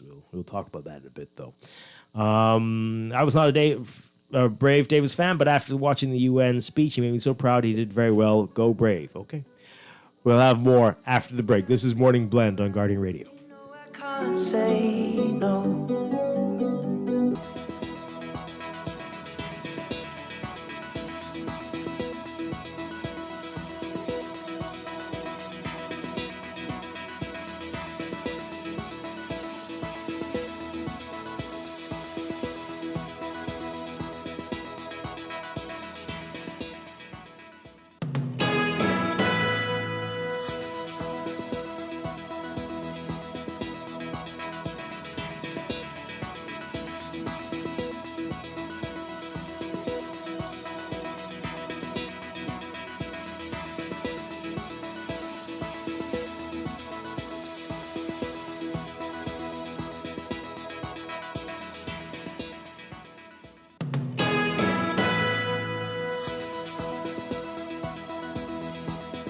Welcome back to Morning Blend here on Guardian Radio 96.9. We're streaming live on GuardianTalkRadio.com and on the Guardian Radio app for smart devices. We're also on your televisions on Cable Bahamas Channel 969 and BTC Flow Channel 612. You can tweet us at Morning Blend 969 or Facebook.com/Morning Blend 969.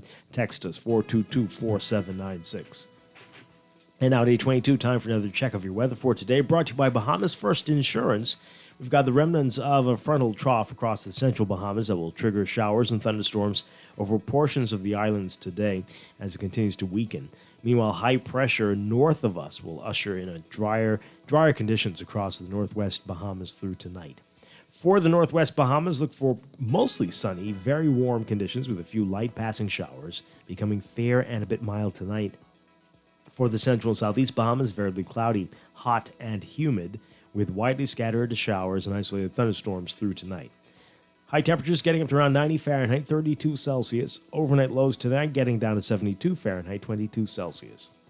In your extended outlook, high pressure will continue to dominate the weather across the northwest Bahamas, while the combination of upper-level troughing and lingering moisture will continue to spawn showers over the remainder of the islands through midweek. So for tomorrow, Tuesday, partly sunny to sunny, hot, and a few light passing showers in the northwest Bahamas.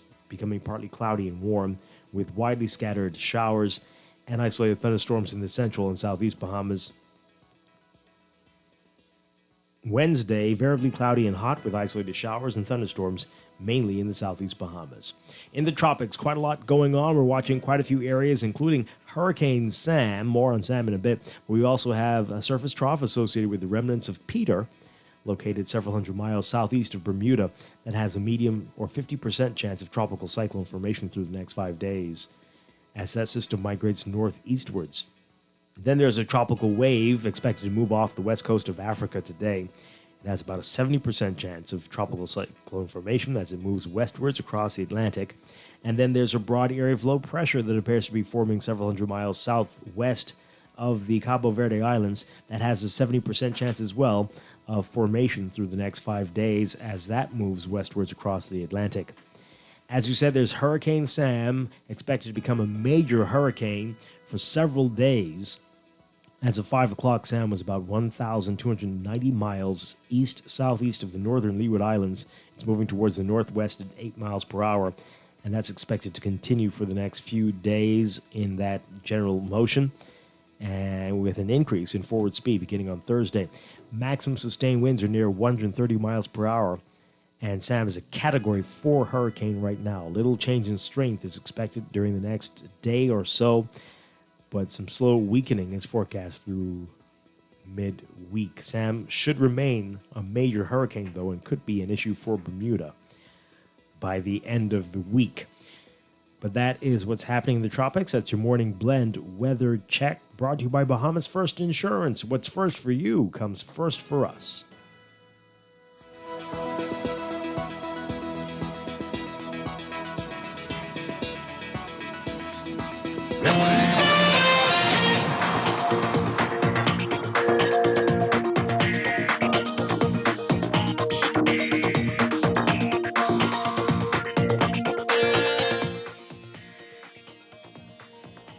And time for another check of your weather, of your traffic for today, brought to you by RBC Royal Bank. In your real-time traffic, we've got heavy traffic on Milo Butler Highway. So from well south of Fire Trail Road, and traffic is backed up on Fire Trail as well, heading to that roundabout with Milo Butler Highway. And that's going to be your northbound lanes all the way up to Tonic Williams Darling Highway. Busy this morning. Gladstone Road is also busy for you northbound from just north of Fire Trail up to JFK Drive. Blue Hill Road going to be challenging as well from south of St. Vincent Road in the northbound lanes all the way up to Independence Drive, especially as you get north of Soldier Road and as you approach Carmichael Road. Independence Drive backed up as well, westbound to that roundabout. East Street also busy, especially near Bamboo Boulevard and Zion Boulevard, and near Soldier Road and north of Soldier Road as you approach that roundabout with Independence Highway and East-West Highway. So those areas are looking rough for you this morning.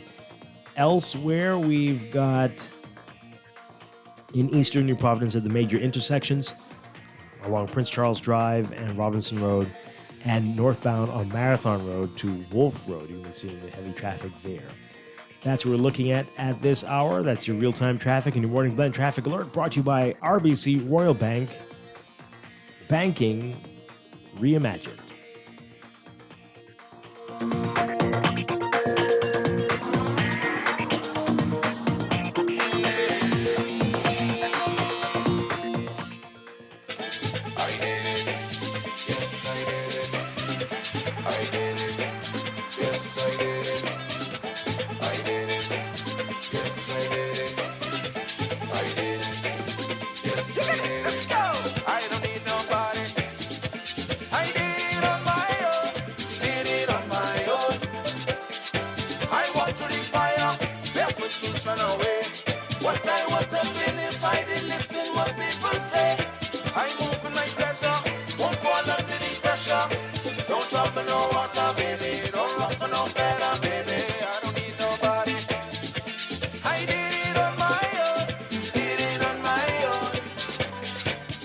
We're back here with Morning Blend on Guardian Radio 96.9. Dwight Strachan, along with Pamela Musgrove, on this Monday morning. We can get to the promotions issue in the public service and the Haitian migrants issue in the next few minutes. Okay, just want to read a couple of these messages very quickly. Someone says here, Dwight, can you find out why the barcode on the vaccination certificate doesn't work when you scan it? Very important for the new travel restrictions in November. Okay, I was thinking the same thing as well, but you need to go on the website. Go on the website and then scan it. There's a section there where you click on it and then scan it. Vax.gov.bs. When you do that, all the information shows up, but you have to go on the website. So don't just put your camera there and expect anything to happen. You go on the website, click on it, and then scan it. So that's perhaps what you're experiencing there. All right. Glad you can admit on air that the vaccine effectiveness wanes, which means at some point all fully vaccinated people will have to get a booster shot to continue this protection, and the protection in quotation marks. This no doubt will include those fully vaccinated in this country. Let's see how that plays out. So when will these shots end? And again, no one can provide the long-term effects of these vaccines. Okay. And as you know, and doctors will tell you, almost every vaccine we take requires a booster shot. Mm-hmm. Almost every single one. Pam, have you had your tetanus booster recently? No. I haven't. I need to get it because there's a bunch Don't of rusty imagine I nails really- all over this place. You won't do it? Well, you would need it. You need to get it every 10 years. Yeah, I discovered that. Yeah. They're saying that you should get a booster shot for some of these. So many things. Yeah. But, right.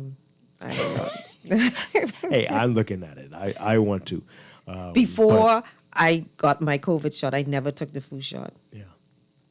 I don't know if neither. I'll be doing it Yeah. after this The either. flu one's a little bit different. Yeah. I mean, so flu. But these other ones, come on. But yeah, so yeah, that happens. Yeah. That happens. And it is likely, we're going to need annual booster shots. Yep. It is very clear, right? The alternative is scarier. The alternative is scarier. Agreed. Okay. Let's get into this. Promotions halted. Recent public service promotions under review. Our Jasper Ward writing about it in today's National Guardian. The government has halted all promotions approved in the public service and at public corporations in the last few weeks of the Minnis administration. Foreign Affairs and Public Service Minister Fred Mitchell revealing this yesterday, adding that Cabinet will review those promotions. Mitchell's comments followed the leak of a Water and Sewerage Corporation document, which indicated that promotions at the corporation, which went into effect on September 1st, were rescinded. That communication said that, quote, per directive received from the general manager, please note that all promotions effective September 1st, 2021 have been placed on hold pending further review. Additionally, your job status will revert to its previous salary and position. My goodness, that's the dreadful stuff there. Boy, wow. When asked about the document yesterday, Mitchell told reporters, quote, well, what seems to have happened looking at the actions in the last weeks of the administration was that there was an attempt, it appears, and I don't want to say it's so until you actually know the facts. It appears to put what you call a poison pill. So the idea was that it would hobble any new administration, and two things seem to be at play. One is to offer an incentive for people to vote for the past administration, and secondly, a poison pill so that presumably those who were promoted or hired were supporters of the last administration and would therefore end up causing problems for the new administration. So I think out of an abundance of caution, you can't say it's all been rolled back, but an instruction was issued through the Secretary to the Cabinet to simply put everything on hold until we can get an opportunity to have a look at what's actually going on and make decisions going forward. Mitchell was unable to indicate how many promotions have been impacted by the move. He says he suspects that many of them were long overdue, so he didn't want to put a negative imprint on it.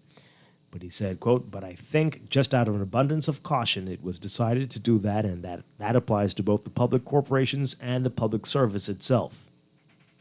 He said the government halted the announcement of the promotions as well as the other executive actions in the service and in the public corporations.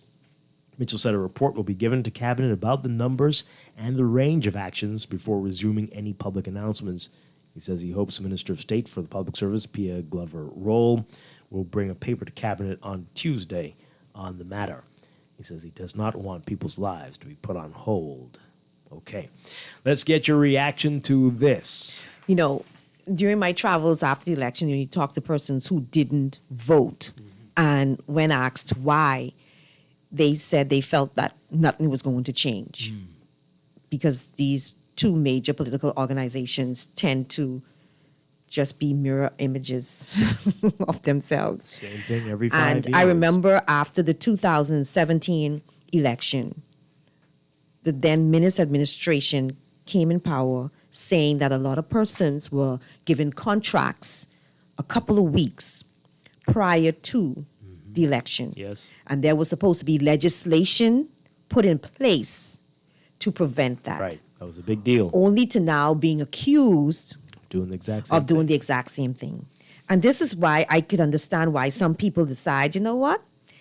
It ain't worth it risking COVID to go out there to do this. It's the same thing over and over. And I don't think the public service should be political.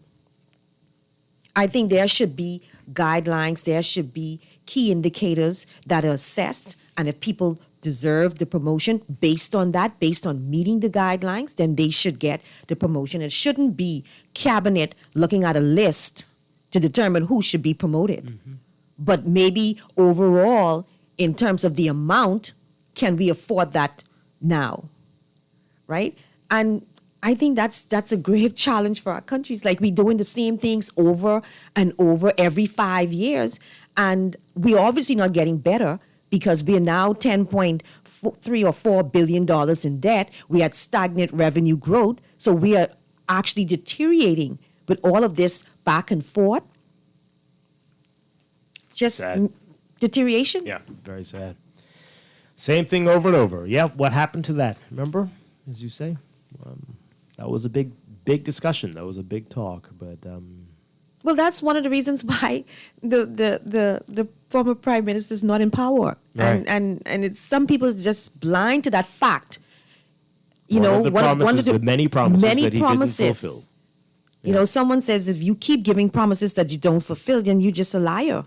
If you keep promising people things and don't give it to them, you're just lying. And if you do that enough, you're a liar, considered to be a liar. Yeah. And having the nerve to tell people that we're going to make sure that they keep their promises when... Anyway, let's hear what you have to say. 323-6232. 325-4316. 325-4259. Tweet us, Facebook us, text us. 422-4796. Let's take this call. Let's take that call. Good morning, caller. You are on the air. Are you there? A godly day, this is Strachan on the way along with Pam and you, Dwight. Hi, good morning. Good morning. Dwight, what I want to say, and Pam, I don't think it's right for people to sit in their ivory tower and invite people to our country, especially when those people and their children are not disciplined. It's causing problem already here in Mason Sedition area. Also, I want to know also, why is it that the Defense Force boats are not patrolling our waters properly? It's causing us a big problem. We don't need people in our, we don't need people in our country that bad for we to be getting those negative situations upon us. It's wrong. Thank you for your time. Okay, it's a very big area. It's a large area to patrol. Things are going to happen. Things are going to slip through. Unfortunately, every country in the world has these issues, with a few exceptions. But anyway, okay. Caller, good morning. You're on the air. Hi, good morning, Dwight. Good morning. Hi. To the nation.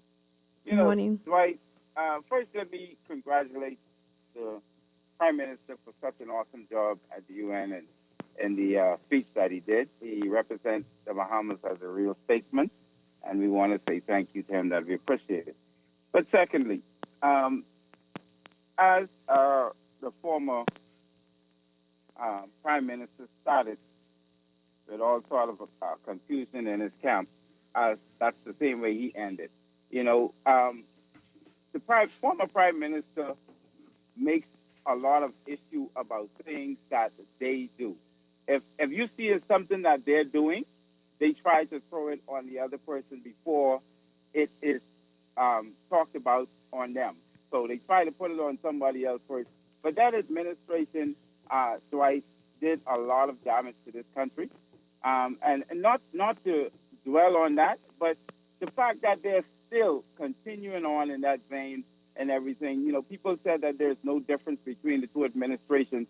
When the former prime minister went to the UN, he went to the UN calling us crooks and thieves and criminals. And this present prime minister went there and he spoke about the Bahamas as a real statement. You know, so there's much difference between the two organizations and everything. All people need to do, take the time, open their eyes and look, all right? And don't listen to what they say. Watch what they do, all right? That determines who they really are. When you watch what they do, it is very easy to figure out the direction they're heading in and who they really are, all right? Thank you so much. Okay. All right. Thank you very much. Let's take this call and then we'll get to your messages, your text messages. Good morning, caller. You're on the air. Good morning, Glenn. How are you? Doing well. Good morning. Wonderful. And that great lady that is there. Good morning. I listen to it a little bit more just because you're there. You know, that is good, though. What I'm really calling for is to commend our new leader, the country's prime minister, for the presentation that he gave the world. Yes, was it yesterday or Saturday?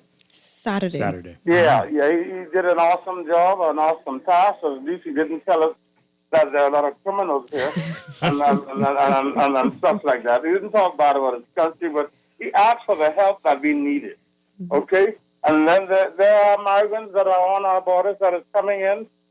They are invited because of the climate that is coming from the north.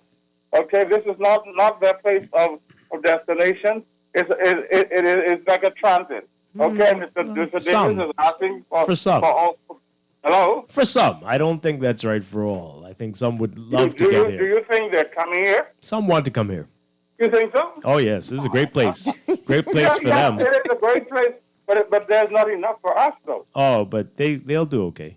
Yeah, you know, and also to be a unifier, Mr. Davis has done that too in the work of Strachan.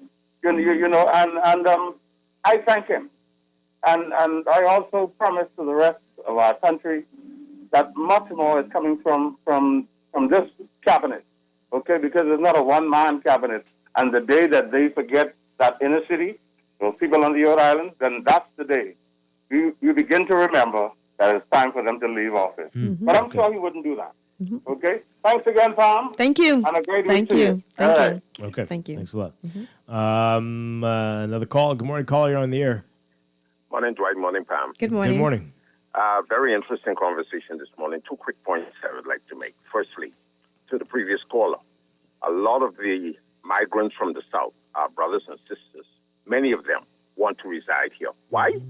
Because many of them were repatriated back home and sent the message out that, hey, what they found here is a transit point, yes, to the United States.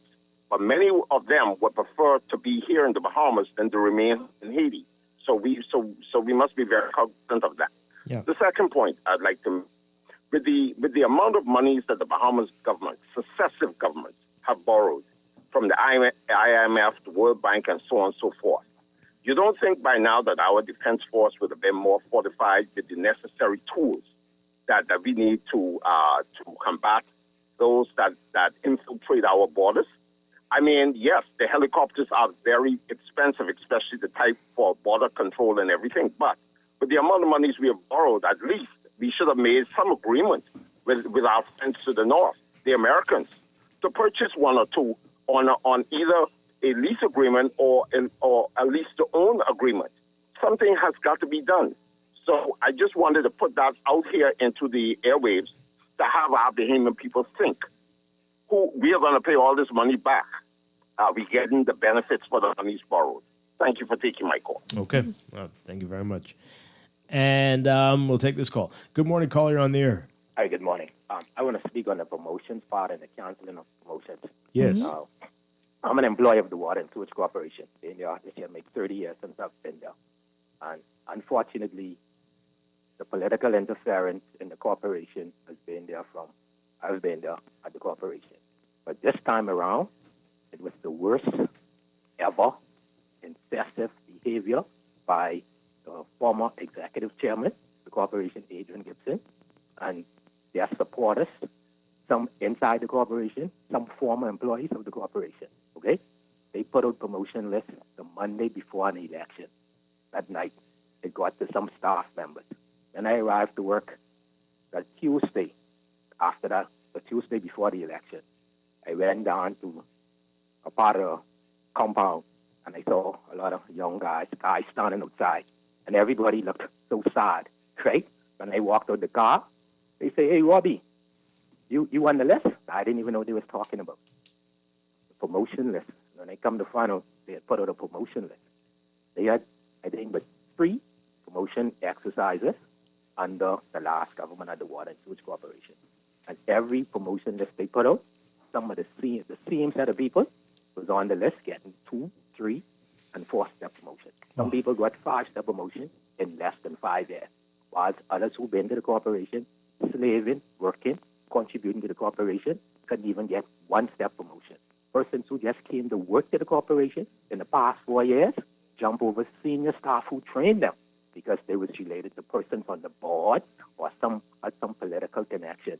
And we need to stop this foolishness because the morale at the Water and Sewage Corporation being very low among the majority of staff, okay?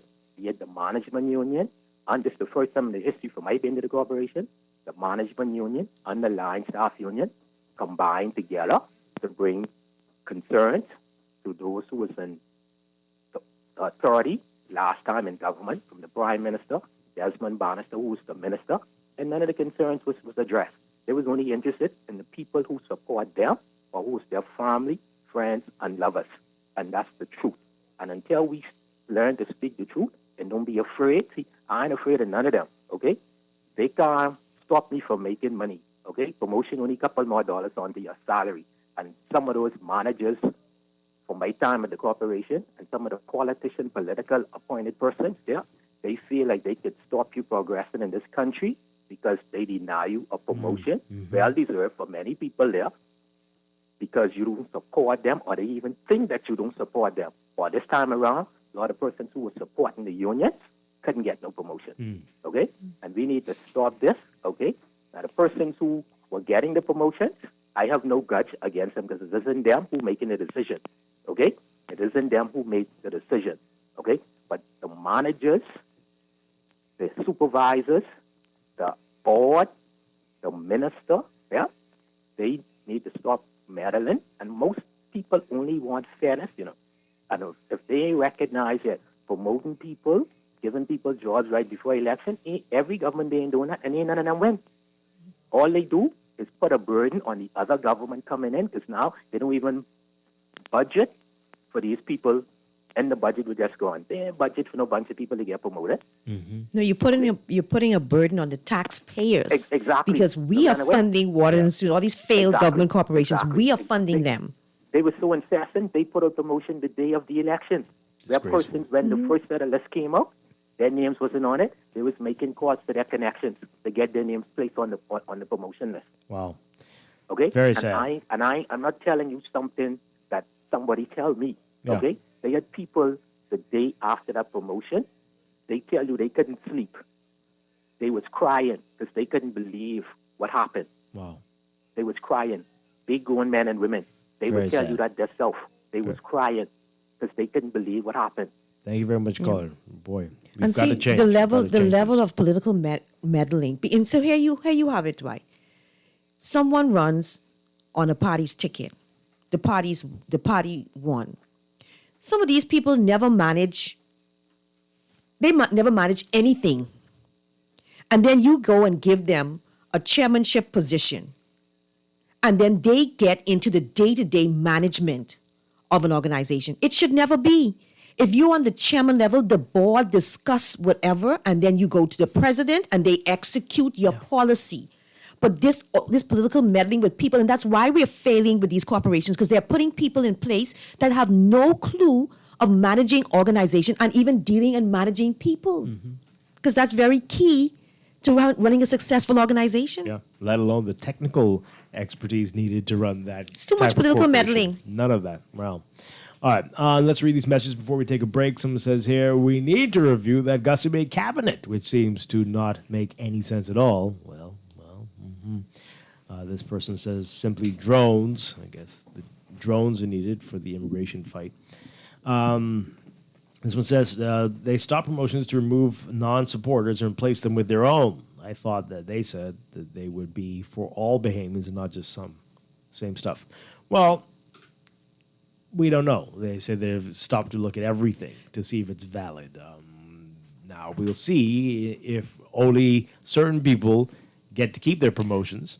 But so they say they're looking at everything. I see what happened in this country is when you have an election, so, one government comes in and they bring their people. So they could eat, they could get fat and eat. And the government that was voted out, their people now need to go on diet and starve. And then I think it's to the benefit of persons that we keep changing every 5 years. So everyone get little pieces Yeah. of them? Oh, okay. So fat and plenty. So now when you hear 5 years, and then so you go on all of your people, all of the consultancy position, all of the temporary positions. What if you don't support any of them? But that's the problem. Oh, Ross. my goodness. That's the problem. Right. Well, God help us. God help us. Oh, Lord. God help us. Got to go to the private sector. God help us, Go to the because private sector. these political organizations are in there for their people. Oh. I say friends, family, and close associates. So they get all the jobs, and then the other set got to go on dry dock, I call it. And then when it changes, it goes back and forth, back and forth. And we're not getting better because the economic climate in our country continues to deteriorate. And it was not just because of the pandemic and Dorian. Man, we've been having problems way before. They just ballooned the problems. A couple more messages before we take a break. Dwight, I hope Fred Mitchell works just as swiftly to review and action all promotions as he did to stop these ones. I've been waiting on my promotion for the last 5 years now, like many other deserving public servants. This one says here, the Haitian government taxed every dollar that is sent back to Haiti. Why would they be motivated to address this legal migration problem by their citizens, and why haven't any sanctions been imposed on them? Sanctions on Haiti, yeah? Okay. That sounds like sense to you. I don't know. I think that's going to be, that's rough. The president was assassinated. They've had earthquakes and hurricanes and more. That's a lot. And we're not the only country dealing with this. We're not. It's just up to us to put in laws in place to minimize it. This one says here, our promotional exercise should be based on merit, not political connections. Yes, well, that is obvious, yes. I'll save my congratulatory remarks for the 6 months to a year down the road. Okay, well, yeah, sure. The 100 days is going to be around Christmas time. That's going to be, people use that as a serious mark. But then can you really give your critiques around Christmas? I don't go with the time frame. I go with assessing as they go along. As they go along. Yeah, Okay. as they go along, you assess. And, if you're wise and you see people are against certain stuff, then you ought to have the wisdom to look at your policy and maybe try to correct it. Yep. As opposed to going down that path that will only lead to failure in the end. Yep. This one says here, what happened to the $17 million drones? There's a lot of talk about drones. Well, hopefully the review folks will find out what's going on with that. Yeah. See, we don't have freedom of information, but when the government changes, we're going to hear everything now. Yeah. Well, not everything. What they want us to hear. Yeah. Hopefully that's one of them. We'll take a break. When we come back, a lot more. Plus, we've got that drawing for the Bahamas Vaccination COVID Raffle. Will you be the winner? We'll find out today. Stay with us.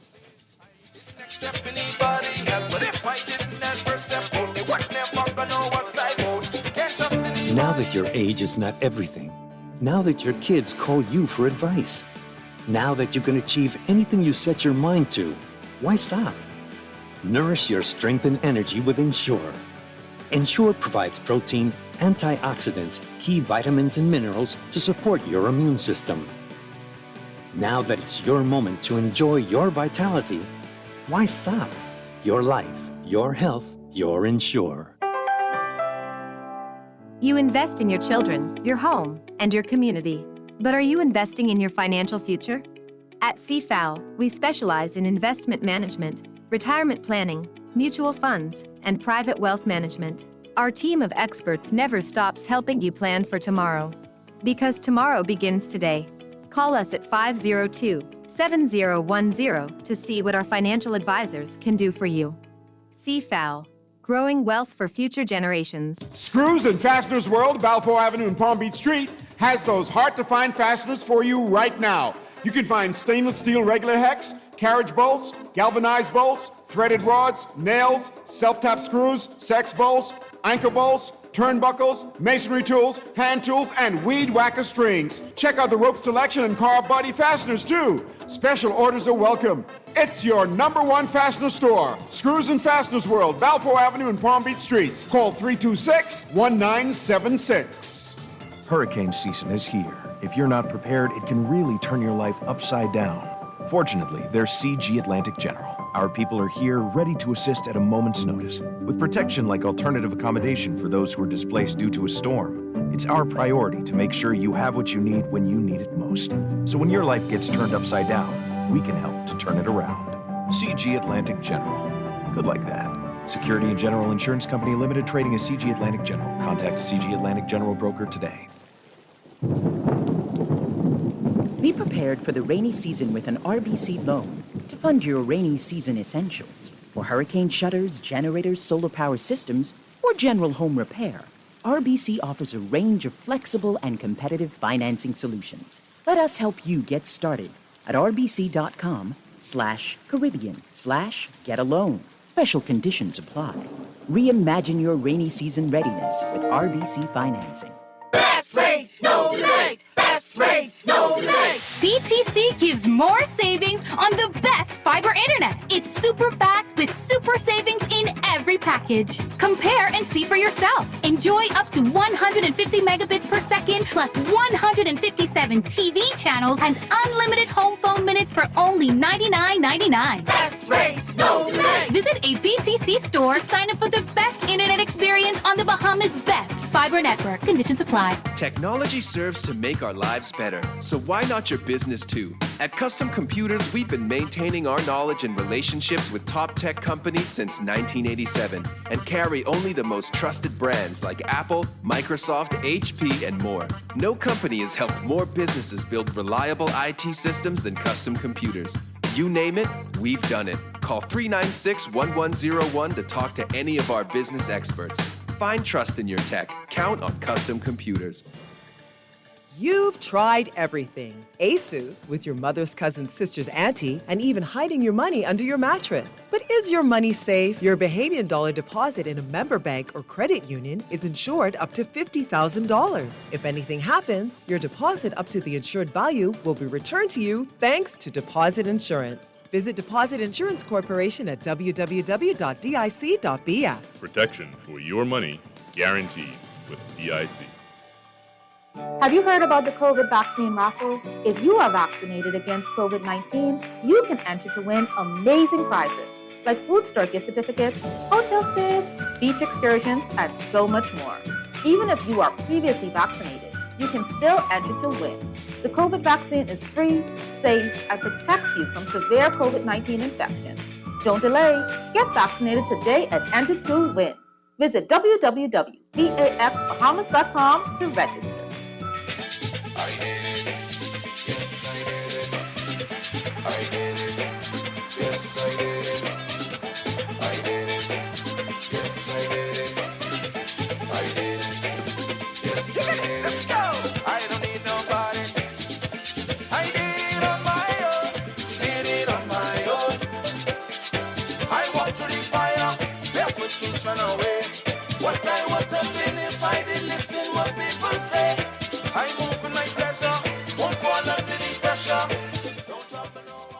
And we are back here with Morning Blend on Guardian Radio 96.9. We're going to do the drawing in just a second. Just want to read something really quickly. Pam and I have been talking about this off the air. And in relation to the immigration issue there, the Mintz administration, this is according to Fred Mitchell, the Foreign Affairs Minister, he's saying that the Mintz administration made a mistake by agreeing to allow undocumented migrants to go before the courts before being deported. Mitchell speaking to reporters saying, quote, there's a philosophical disagreement on that issue, and we're having the Attorney General have a look at the law to see whether or not this is something we can review, because what happens now is, I gather, a magistrate has to fly down to Inagua, try each individual, find them guilty or not guilty. This includes children, which just points out to the absurdity of it, and then once they're convicted, they're deported.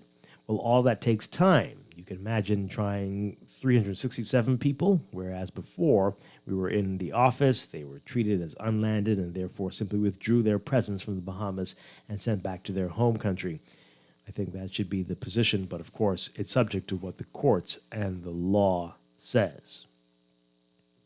Now, this has been a controversial issue. I mean, I remember during that time, a lot of activists brought up the fact that everybody had to be treated on a different case-by-case basis, that it can't be applied across the board to everybody. But you do get what the current Minister of Foreign Affairs is saying here with a large group like this, 900, this would be a nightmare. But I don't think that should be the reason why you don't do it, because it's a large number. I think there needs to be a process in place for dealing with the previous administration. Said they moved away. The move gave migrants a criminal record, which meant that they were unable to get work permits. Now, I'm not sure, like, the basis of, like, how would government know if you won't be able to get a work permit if you're here illegally, because you have to have national insurance and someone has to sponsor you. So I don't think you can get a work permit. I stand to be corrected if you're here illegally. So you're not supposed to be able to get it because they require some documents. And if you don't have all of those documents, then you shouldn't be able to get it. But I think I would need a better reasoning other than it's a lot. Yeah. So read, that's in today's National Guardian. Pick up a copy of that, and you can read about that and find out more. Well, I'm sure we'll have some more discussions on that. All right, so it's time for the drawing. Let's get our special music in there, and we're going to pull names for 2 great prizes today. The first prize is a queen mattress set and box spring, courtesy of Cartwright's Bedding. Okay, all right. And the second prize is a $100 Dalbina's gift certificate. All right, so 2 great prizes. Let's draw the second one first, the $100 Dalbina's gift certificate. The winner today is Joanne Brown Hamilton. Joanne Brown Hamilton, you are the winner of the $100 Dalbina's gift certificate. Congratulations. Congratulations. Joanne Brown Hamilton. And now it's time for the big prize, the Queen mattress set, mattress and box spring. This is a really good prize. The winner is, this person's like Cher or Madonna. They have one name, Daniel. But our friends at the U.S. Embassy know who Daniel is. They will be contacting Daniel. Okay. They'll be reaching out to Daniel, and Daniel's going to win. Or else all the Daniels will be calling in. all the Daniels. But again, the U.S. Embassy will reach out to you both. But congratulations to Daniel with the Queen mattress set and mattress and box spring. That's courtesy exciting. of Cartwright's Bedding. I could use a new mattress, actually. And Joanne Brown Hamilton with the $100 Dalbina's gift certificate. That's congratulations. awesome. Yep. And congratulations, and great that you're participating in the Bahamas Vaccination COVID raffle. We're going to have more drawings tomorrow. So log on to vaxbahamas.com to enter, and you could be the winners. All week long, we're going to be doing this, right? So, hey. We're going to take a break and be back with more Morton Glen Business coming up, and we're going to be talking about the electric vehicle transition and what Bahamas Development Bank is doing for businesses that want to go the zero emissions route. We'll get into that after the break. Stay with us. A dedication to last throughout the years. So bring your good times and your laughter too. We gon' celebrate.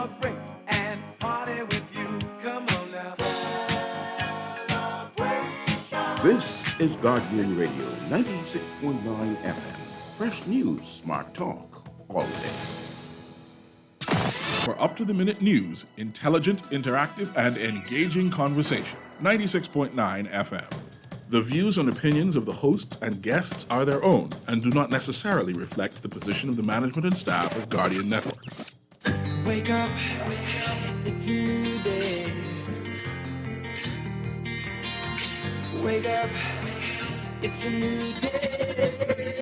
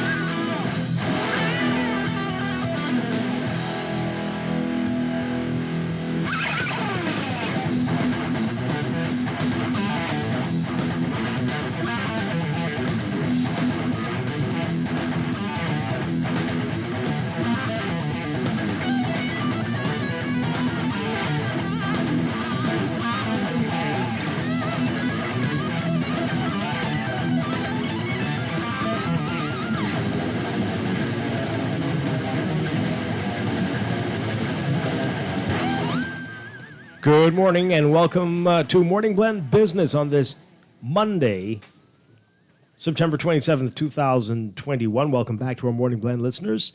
This morning we are talking about the electric car revolution that continues in the Bahamas and around the world, and the Bahamas Development Bank preparing to support the transition to EVs in a very special way. Our guest this morning will tell us all about that. We welcome from the Bahamas Development Bank, Samaya Cargo, and from our friends at Easy Car Sales, Pia Farmer and Sean Grisette. Welcome back to Pia and Sean, and to Samaya. Great to have you with us this morning. Welcome. Good to be here, Dwight. Good morning. Thanks so much. Okay, so let's start off with you, Pia. Tell us about this. We know, you and Sean have been here often and telling us about this and the great benefits to electric vehicles. What the response? Tell us more about that. We're seeing more and more on the streets, and we're seeing more and more businesses moving in this direction. From your perspective, what has the response been like? Are people getting the message? Well, good morning. Good morning, Bahamas, on this beautiful Monday morning. Yes. The number of electric cars is growing steadily on our roads. After the complete shutdown of businesses, when we reemerged at the end of next year, we were a little worried as to whether people were going to be buying new cars and whether the messaging was going to, get to the consumers. But we have been extremely busy. We are really seeing a lot of people adopting electric cars, consumers as well as businesses. So what we're going to talk about today with the Bahamas Development Bank is really groundbreaking incentive for businesses to transition their vehicles from gas to electric. And Sumaya will be able to tell you a little bit more about that, but it's a fantastic step, and it's the first time we have a major development to encourage the transition to electric mobility. Okay. And we want to encourage all the listeners to go to our website, easy242.com. That's easy242.com to get all the information on available electric cars, have questions, answers. We have videos that tells people about the advantages of switching to electric. And also there's a countdown to a new release that's coming up that's going to just be a game changer. It's so exciting. I can't say much about it, but there's please go to our website, easy242.com, or you can call us at 461-0100 or 0103. Okay. All right. Excellent stuff. So let's get to the Bahamas Development Bank. So Maya, tell us about this. Incentives. That's always a great word. But what are we looking at and what are you hoping to accomplish here? Good morning, Dwight. Thanks so much for having me. So, as you know, the role of a development bank is really to push new technologies, new industries, new ideas, and to support economic diversification and climate resilience. So 100% financing will be available for these electric cars because what we realize is that the cost of the car is high, so the upfront capital costs are a bit high for businesses, but they would achieve savings over time, making it worthwhile for them to make this investment. So what the development bank is doing by offering 100% financing is making it a no-brainer to go in the direction of an electric vehicle. Does that include custom duties, and how much is the custom duty on electric cars? So right now we are up to like 22%. So if you include VAT, which is 12, and the 10%, you're paying 22% duties on electric cars. And so it's wonderful that our government, in the international forum, is telling all of these big companies to make big and bold steps towards renewables and towards combating climate change.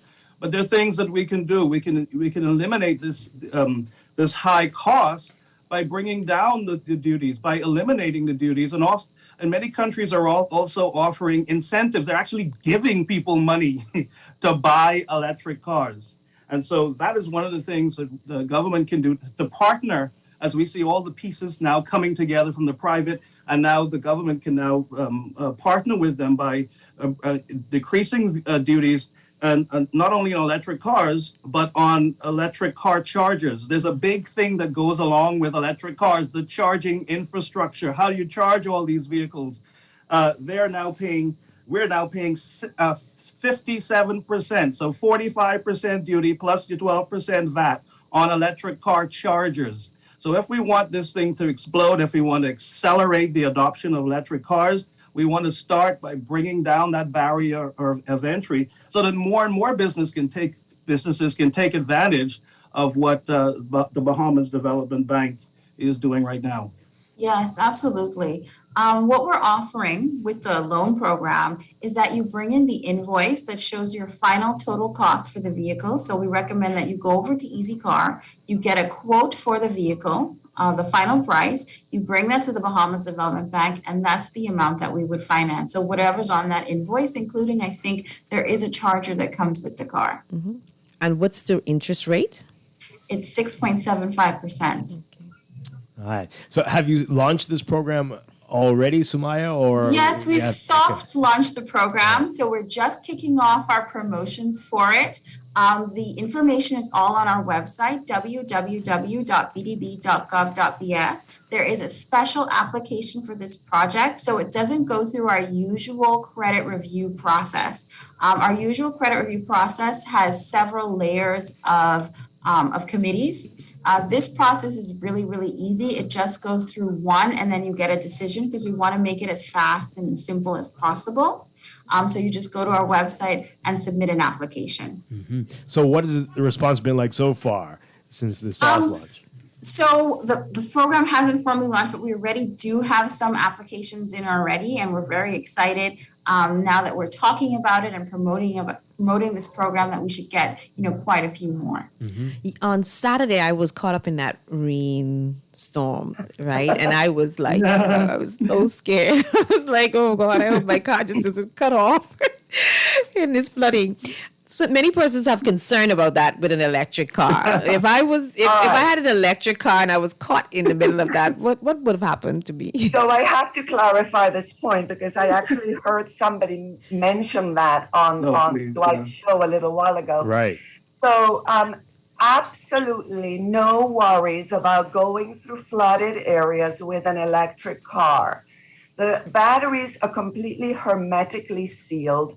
No history has ever revealed anyone being electrocuted in an electric car because of water for any reason. In fact, an electric car doesn't have an exhaust pipe, through which the water can enter and cut out your car. So you can actually do better in an electric car. It'll flow really well through the pond area and downtown, you know. So, but it is a valid question because when I first bought the first electric car, I was going through the water and I thought, wow, this is electric. But we have to understand that electric cars are being driven all over the world, and the entire world has high safety and security requirements for vehicles. And electric cars are 5-star in terms of safety, and they can be driven anywhere. So you don't worry about that. Great. And the thing is, we've been driving electric cars on this island through the floods, through the hurricanes for the past 6-7 years, Pia. And I've had no problems. In fact, what I usually do in my electric car, I speed through puddles while all the other gas cars are so cautious. I'm like, I don't care. So that's not a concern. We have never had an issue in the past 7 years. We haven't heard anything about that, worldwide. And think about it, gas cars are also prone to flooding. There's a limit for all vehicles. Right. If there's a tsunami or something, that's beyond that. But we're talking about, normal rain, the puddles, the accumulation of water. That's no problem for electric cars on the island. Okay. Yeah. All right. So Maya, what are we hoping here? We're hoping that people replace their fleets, all of the vehicles they use to make deliveries and pick up and all of that. Is that what we're hoping to accomplish here? And what impact will that have on not just the environment, but just business in general? Yes, exactly. So if you look at the long-term savings that businesses receive from electric cars, you're not outlaying as much on, say, fuel costs. So that's a reduction in cost for a business. We're also looking at, of course, the emission savings for the country, because we are, a signatory to the United Nations. We are a signatory to the Paris Climate Accord. So we should be trying to bring down our emissions as much as possible. For persons who have a fleet, there are special arrangements such as leases and things that the bank is prepared to finance. So we're prepared to look at persons' individual business situations and create something customized and flexible for their needs. Can I say also, in real terms, in money terms, which is, when you have a business, it's all about the bottom line. You can go for $1 in electricity when you plug in at your place of business. For $1, you can go the same distance as a gallon of gas, currently at over $5. So you're looking immediately at a savings of around 80% on your fuel expenses. In addition, and that's huge, right? Because that's going to reflect the bottom line. Secondly, servicing or maintaining, we don't even call it servicing anymore, maintaining an electric car is a breeze, and it's very inexpensive. There are 1,000 parts in a regular car that are not in an electric car, so you don't have to service or replace that. There are there's no oil change, spark plugs, radiator, transmission, not in the traditional sense. So the car or the vehicle is on the road and not in the garage, which counts a lot for business people as well. And in terms of emissions, the EPA estimates that for every vehicle on the road, there are 4.6 metric tons of emissions every year. 4.6 tons of emissions every year for every vehicle. So if you start thinking about multiple numbers, like there's about 350 electric cars on the road right now, imagine if you have thousands and tens of thousands, what a reduction in emissions that would mean. So it's good all the way around. It's good for business, it's good for our environment, and it's good for our health, because it isn't good to be walking around breathing in all those harmful fuels. And there are horrible estimates about how many people die from emissions every year. And I don't even want to quote it because it's... And then for Pam, who's the numbers person, get your pen ready. So we did a calculation. We put a gas van up against our T3 cargo van. So think about this: for the average fuel for a business is going to cost $6,000 per annum. $6,664 just for the fuel costs. An electric cost for electricity alone on the BPL grid at 22 cents per kilowatt is $1,721. Wow. So you're looking at fuel savings. And when you add to that, as Pia mentioned, the maintenance costs for a regular gas van, we estimated at 28,000 miles per annum, 1,148 versus the $446 you pay to maintain an electric car. So you're looking at a total annual cost for a regular gas van, $7,800, per annum, versus $2,100 for an electric van, which gives you a savings of $5,645 a year.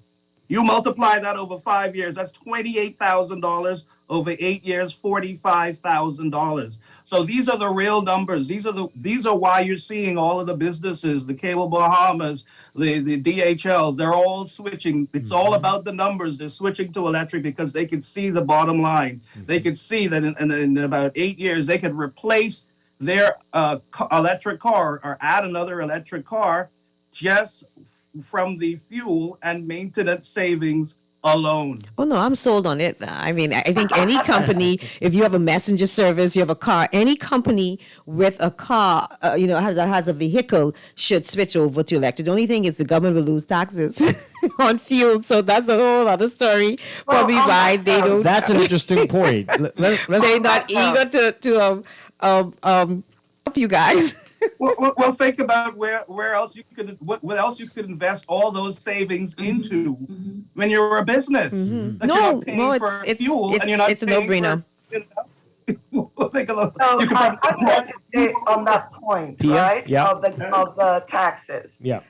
So I know that the old thinking has been that we raise our taxes from the fossil fuels. I'm sure it has served everybody very well for a long time. But things change. We have to start thinking differently. We cannot expect to do the same things over and over again, expecting a different result. Yep. We know that we are under pressure financially, environmentally, to think differently. In Jamaica, a study was made about the adoption of the implementation of electric mobility.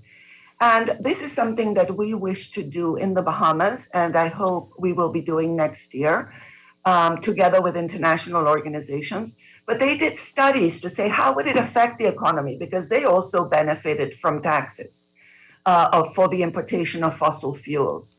And they found that in the end, Jamaica would benefit with a 2% growth in their GDP just for changing to electric mobility. Now, they took into account a lot of things, how it would affect the local economy, jobs, all kinds of things. So we have to stop accepting the old thinking and say, look, there are new ways of doing things. And it's not like we're going to stop using gas in 5 minutes. People still have gasoline cars. This is a process. So it's a small investment, relatively speaking. And when we can really get down to the nitty-gritty numbers, I am sure that we will be able to prove that the Bahamas will grow their GDP through electric mobility rather than lose out. Okay. We don't lose out when our air is better. We don't lose out when people are more empowered. We don't lose out when your business can function better and you can make a better living. Okay? And also lower costs. Once you make the cost of doing business or the cost of living, you bring that down for Bahamians, then you can get that growth. Exactly. That you're looking for. Yeah. And then another big thing I really want to mention that is that this, right now there is a $50,000 cap on electric vehicles. So what that does is all of those buses, trucks, commercial vehicles cannot benefit from the 10% duty. Right. And we're talking about businesses. We're talking about incentivizing their switch to electrics. We're talking about replacing their fleets. What about their fleet of buses? What about their fleet of high, these big, large trucks, garbage trucks? all of these other vehicles that surpass this $50,000 cap. Yes. So we would like for them to remove that so that all the businesses can take advantage of this arrangement from the Bahamas Development Bank and bring in those non-emitting jitneys, you know. Let's talk more about that after the break. That's a big story there, big point of this. And we've got a lot of great questions coming in, and we're going to get into that after the break. This is Morning Blend Business on Guardian Radio 96.9. Stay with us.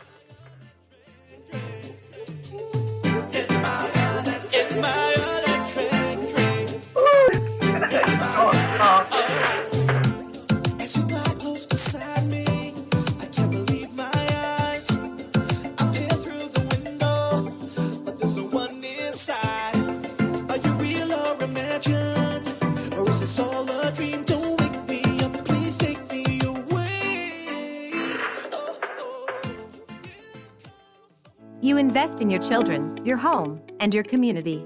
But are you investing in your financial future? At CFAL, we specialize in investment management, retirement planning, mutual funds, and private wealth management. Our team of experts never stops helping you plan for tomorrow. Because tomorrow begins today. Call us at 502-7010 to see what our financial advisors can do for you. CFAL, growing wealth for future generations. What happened to you? You look like you lost your paycheck. Man, I just realized I got scammed out of a bunch of money. They said I won this contest and just needed me to send them some money so I could collect. I mean, to expedite something. Or was it to smooth the process? Man, you're smarter than that. Protect yourself against scams and fraud by following these steps. If you know you didn't enter a competition, you can't win. Never pay to receive a cash prize. If you're being asked, you're being scammed. Check trusted internet sites for verification of information given to you. Do not give your banking details to people you don't know. If it sounds too good to be true, it is. Monitor your bank account regularly for any questionable transactions. Information at getmoneysmartbahamas.com. Wait, you know what's going down tomorrow? No, what happening? Joe bringing these knives to school. He could do Junior in. For what? Wait, he fooled with Joe girl. Mother sick. And you know Junior don't back down for nothing. So that means you got a big fight tomorrow. So whose side you on? Side? I trying to stay in school, not Simpson Penn. We gotta tell somebody about this fight. Tell somebody? I ain't no snitch. I mean cool, you know. Wait, if you so cool, then you need to stay in school and stay out of the fight. Yeah, but if I don't hang on Joe's side, how many boys coming for me next? Alright, so we definitely gotta tell somebody. We gotta prevent the fight. What I say, I don't want nobody call me snitch. We could just call Crime Stoppers. You could report what you know, and nobody gotta know it's you. So how did I boy? All you gotta do is call them, or you text them through the Crack Crime Bahamas app, and nobody can know it's you. Then the police come looking for me for more info? And when them, Joe them coming looking for me?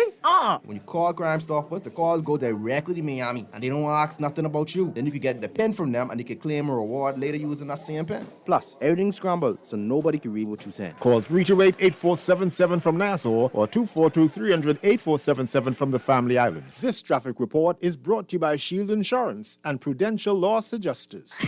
For a look at traffic now, we can see that the Southwest gateways have been growing all morning, at least consistently for the past 2 hours. And still the traffic line leaving Gladstone Road on to JFK, still pretty lengthy. Same thing is happening on Samalapapa dual north lanes leading out there into the Tonics $1 million roundabout. They're still stacked with traffic in line there. And there's that consistent traffic line at the exit of Carmichael Road getting up there onto Blue Hill Road. It's the remainder of the hour that took us time to get where we are at this point. Morning traffic from the deep south now visible along East Street, getting through the Soldier Road traffic light coming into the city. Riding along Prince Charles Drive slows the traffic down as you cross the Soldier Road. You're towing the line there through the traffic lights ahead and into the Marathon and Robinson Road intersection. Eastern Road now has traffic, with enough of it to slow that ride down over there, and movement through Palmdale, Collins Avenue, the inner city streets and East Street, Baintown, and that area is really active, all with only minor slow-ups at the intersection. But nowhere is having major delays to be concerned about, except what we see going on in the Southwest region. Unfortunately, it's going to be at least about another 20 minutes or so before they get cleared over there and traffic lightens up along those corridors. This National Traffic Report is service of J.S. Johnson. You're invited to check out J.S. Johnson Online Service Center app. They're able to view your policy details, check outstanding balances, report a claim, and more. Sign up today at jsjohnsononline.com. With the rest in real time, I'm PANN. Michael was in a horrible car accident. Prudential loss adjusters managed his claim and got him the settlement he deserved. Sierra's roof received hurricane damage. Thanks to Prudential, she and her kids are happy with their claim settlement. Tammy fractured her ankle in a slip and fall. Prudential saved her time, money, and peace of mind. Prudential loss adjusters are here for you whenever a tragedy strikes. Call 322-4026 now. Don't wait for disaster to strike. This hurricane season, be ready. Protect your home with an affordable and comprehensive home insurance policy from Shield Insurance.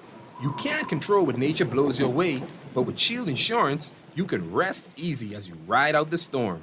Protect your largest valuable investment. Don't take a chance. Put your home in our hands. Shield Insurance agents and brokers in Nassau. Call 356-7202 or Freeport 352-5945.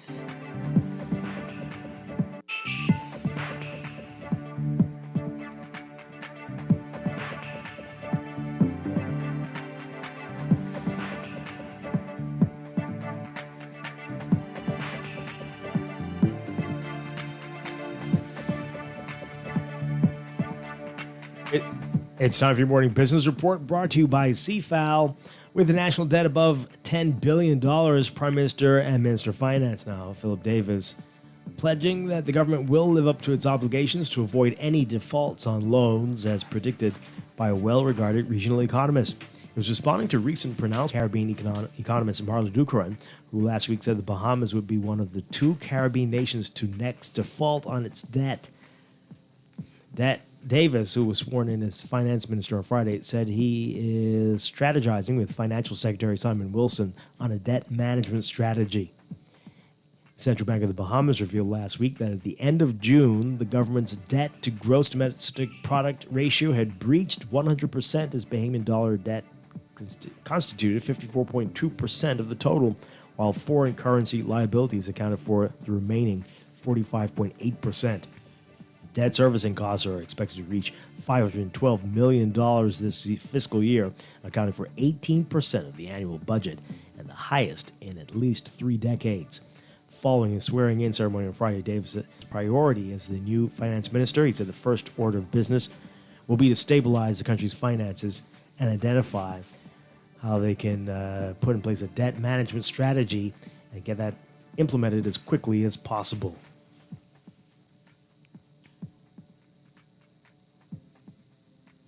As lofty as the campaign promises made by the PLP are, they are feasible, according to one former Chamber of Commerce CEO. The PLP made a plethora of promises on the campaign trail before assuming office as a new governing party, including increasing the minimum wage, reducing value-added tax to 10%, providing nationwide free COVID testing, and constructing new hospitals in New Providence and Grand Bahama.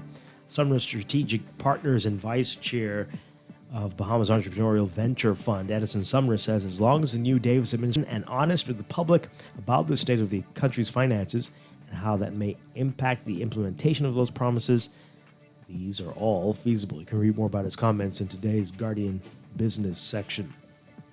Overseas, thousands of British gas stations ran dry over the weekend as motorists scrambled to fill up amid a supply disruption due to a shortage of truck drivers. The Petrol Retailers Association, which represents about 5,500 independent outlets, says about 2/3 of its members are reporting that they had sold out of their fuel, with the rest partly dry and running out soon. Association Chairman Brian Matterson saying the shortages were the result of panic buying, pure and simple. He says there's plenty of fuel in the country, but it's in the wrong place for motorists. Long lines at many gas stations over the weekend and tempers frayed as some drivers waited for hours. Police were called to one London gas station Sunday after a scuffle broke out. Police say a man was arrested on suspicion of assault.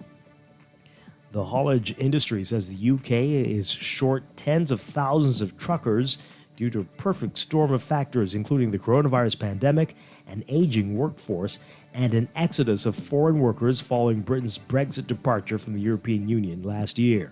Several countries, including the US and Germany, are also experiencing a shortage of truck drivers. The problem has been especially visible in Britain, where it has contributed to empty supermarket shelves and shuttered gas pumps. After weeks of mounting pressure, the UK Conservative government announced Saturday that it will issue thousands of emergency visas to foreign truck drivers to help prevent a Christmas without turkey for many British families. The government said it will issue 5,000 3-month visas for truck drivers starting in October and another 5,500 for poultry workers. Industry groups welcome the new visa plan, although the British Retail Consortium says it was a little too late. In your Market Watch, recapping trading on the BISX. From Friday, your market movers. Cable Bahamas moving 3,050 shares, up 15 cents to 315. Commonwealth Brewery moving 500, unchanged at 5.99. Fidelity Bank moving 250, unchanged at 14.50. Focall moving 35,280, unchanged at 3.96. Consolidated Water unchanged at 2.34. Emira Incorporated at 11.25. The BISX All Share Index closing at 2,073, up 2.71.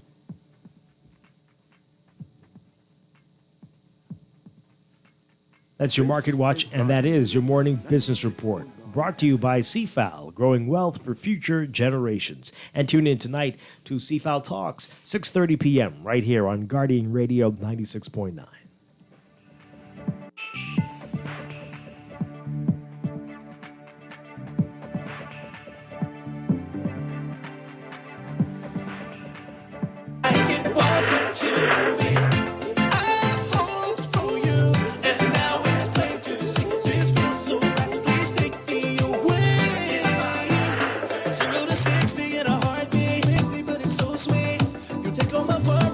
And we are back here with Morning Blend Business on Guardian Radio 96.9. Dwight Strachan along with Pamela Musgrove. We are talking about the electric vehicle future and how the Bahamas Development Bank is helping to make companies that want to go electric make this process a lot easier. Sumaya Cargill with the Bahamas Development Bank is with us, along with Pia Farmer and Sean Grisette with Easy Car Sales.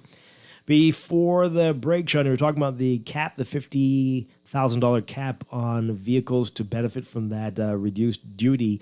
But let's talk about that. You talked about it for commercial vehicles as well, but also for private vehicles. I mean, the cost of vehicles is going up every year, especially after last year with the pandemic and now the chip shortage. We're seeing the prices rise. Is this even benefiting the number of with vehicle prices, the average transaction price so high now? You're correct. And so what we're doing is we're limiting this transition by putting in these artificial barriers. And so we really need to rethink how we approach this this whole situation and remove these barriers and let the market respond. You mean let the price continue to rise? Well, no. What the barrier is doing, it's making. Imagine trying to bid for a bus system that's now going to electric bus system that's already a little bit more costly than a gas or diesel, and you're adding 65%.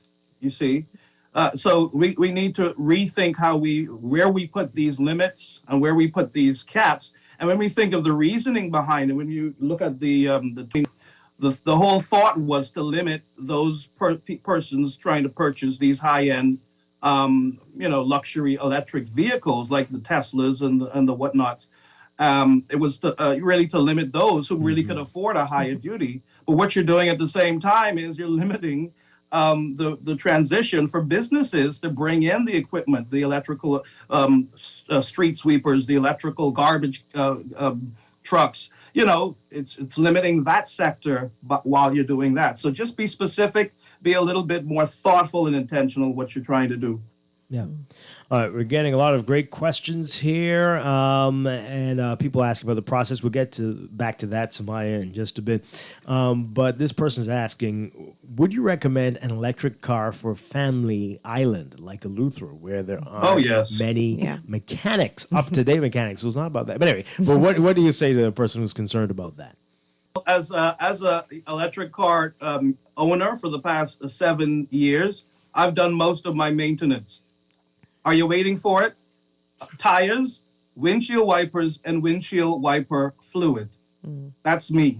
on the island of Nassau. Yeah. And so as Pia brought out, because we have so much less parts that we have to deal with, we have to service, replace, or change, electric car maintenance is so much less of an issue when we're comparing them to gas cars.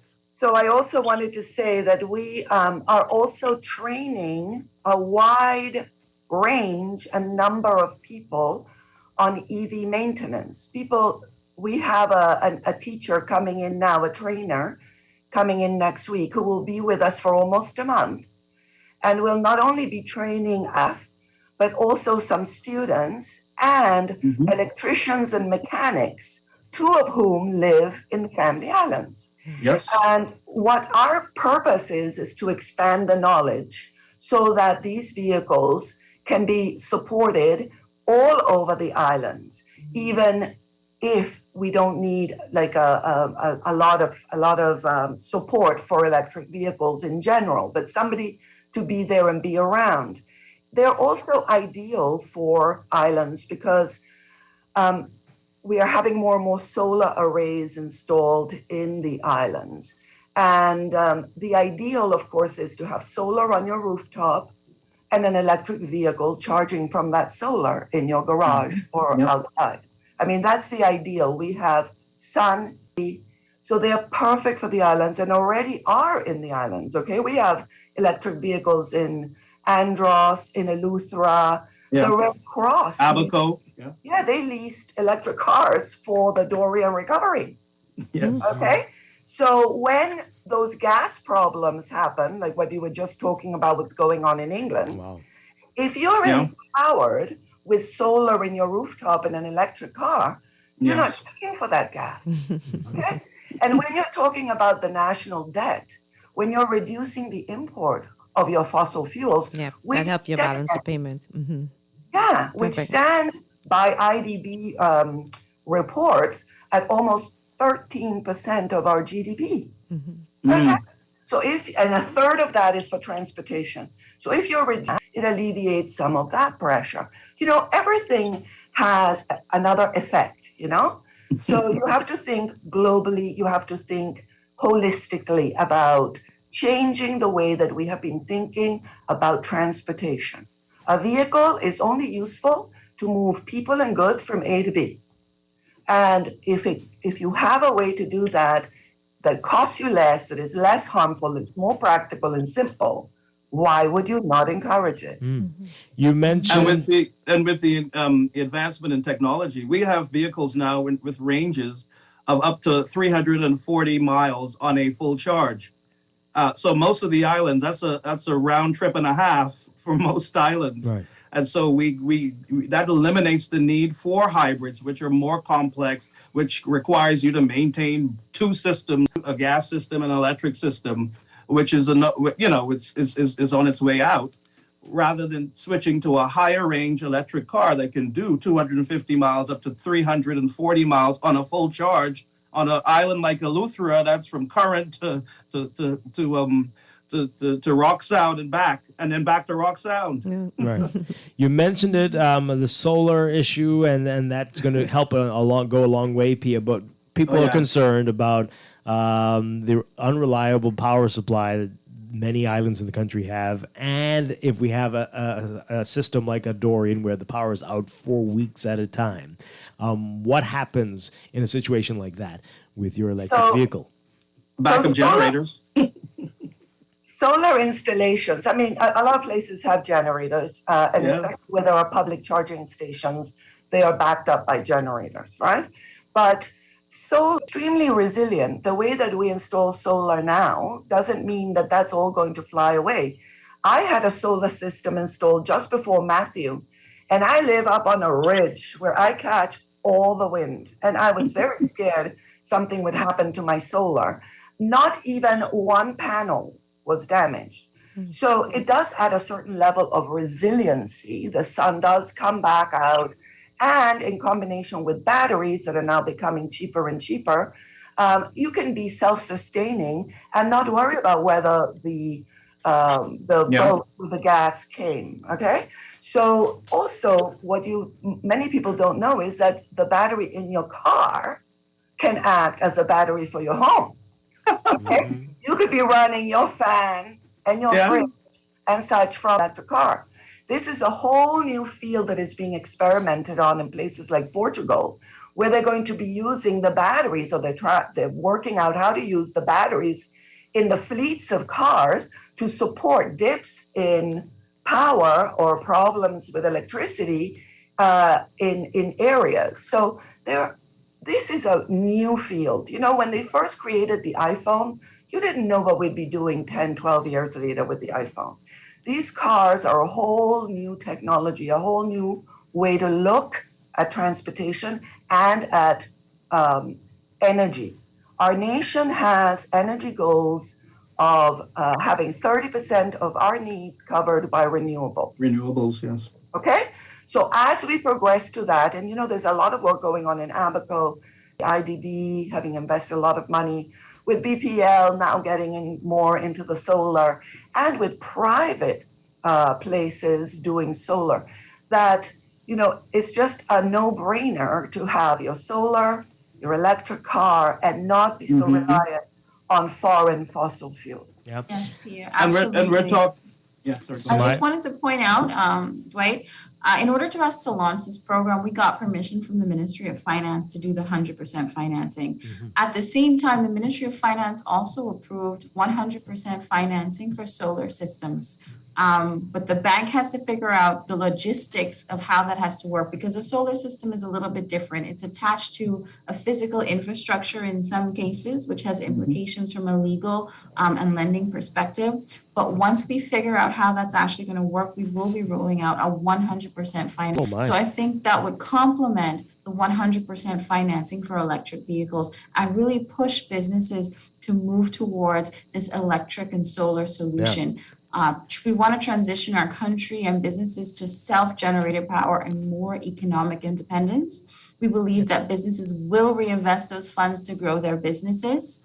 And it helps us actually to access more international financing that we can then channel into green projects like electric vehicles, solar installations, and all sorts of other climate-related activities. Is this only open to businesses? I was about to ask that same question. Individuals? Oh my. Yes, at this time, the Development Bank can only do direct lending to businesses, but we would love to work with ESCOs, so energy service providers, to see if we can finance them to offer financing to individuals and homes. But that's something that we're working on, permission to do the 100% financing for solar. Wow. All right.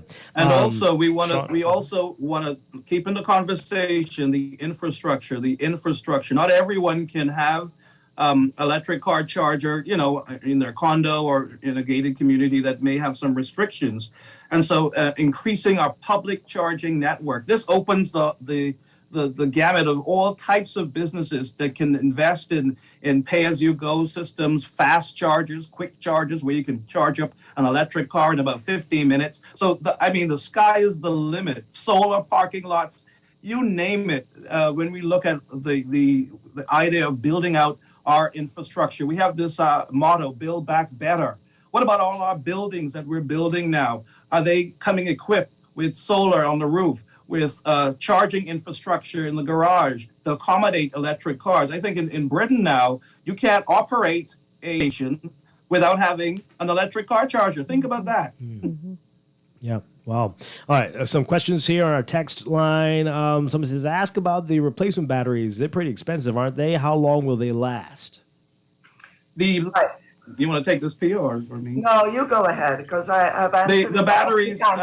It's for the life of the vehicle now. Yeah, it's been debunked a long time. These batteries are built to outlive your vehicle. In fact, this new Blade battery has 3,000 charge cycles. So you multiply 3,000 charge cycles by about 300-mile range. What do you get? 900,000 miles. That's about 36 times around the Earth's equator of driving that are built into these battery packs before they even begin to degrade. So the technology has advanced greatly over the years, from the Nissan Leaf, which did not include battery cooling or the new advancements in these battery packs. And so that's why BYD, our partner, can offer an 8-year warranty on the battery pack alone, which is unheard of. Yeah, that's pretty impressive.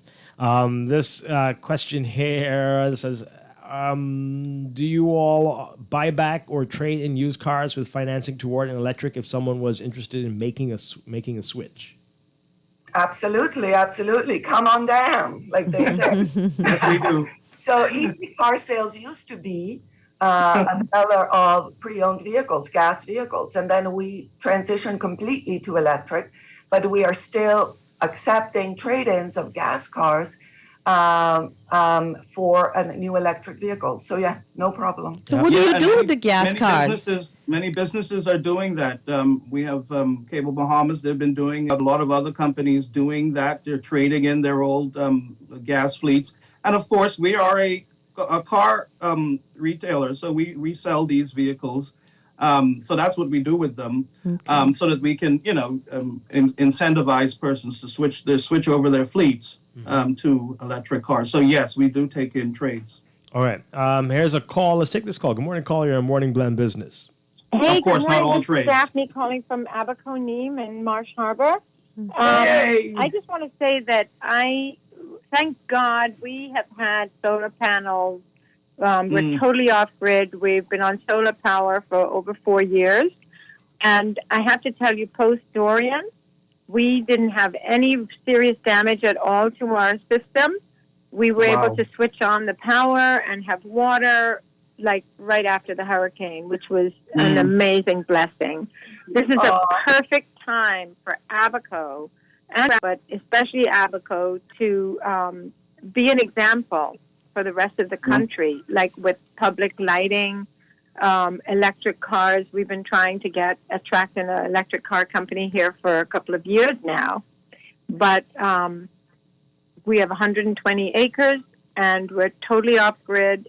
Everything is solar power. We are like, God bless nature, and we would definitely support any company and every homeowner to investigate in starting at least with a solar hot water heater and graduating. But the investment in solar will never let you down. Sounds wonderful. Wow. Thank you so much. Thank you for sharing that. All right. What a success story. Wow. Yeah. All right, and plus, Abaco Neem, what a wonderful product that they have. Yes. Everything in my house is neem, so I'm so glad they arrived.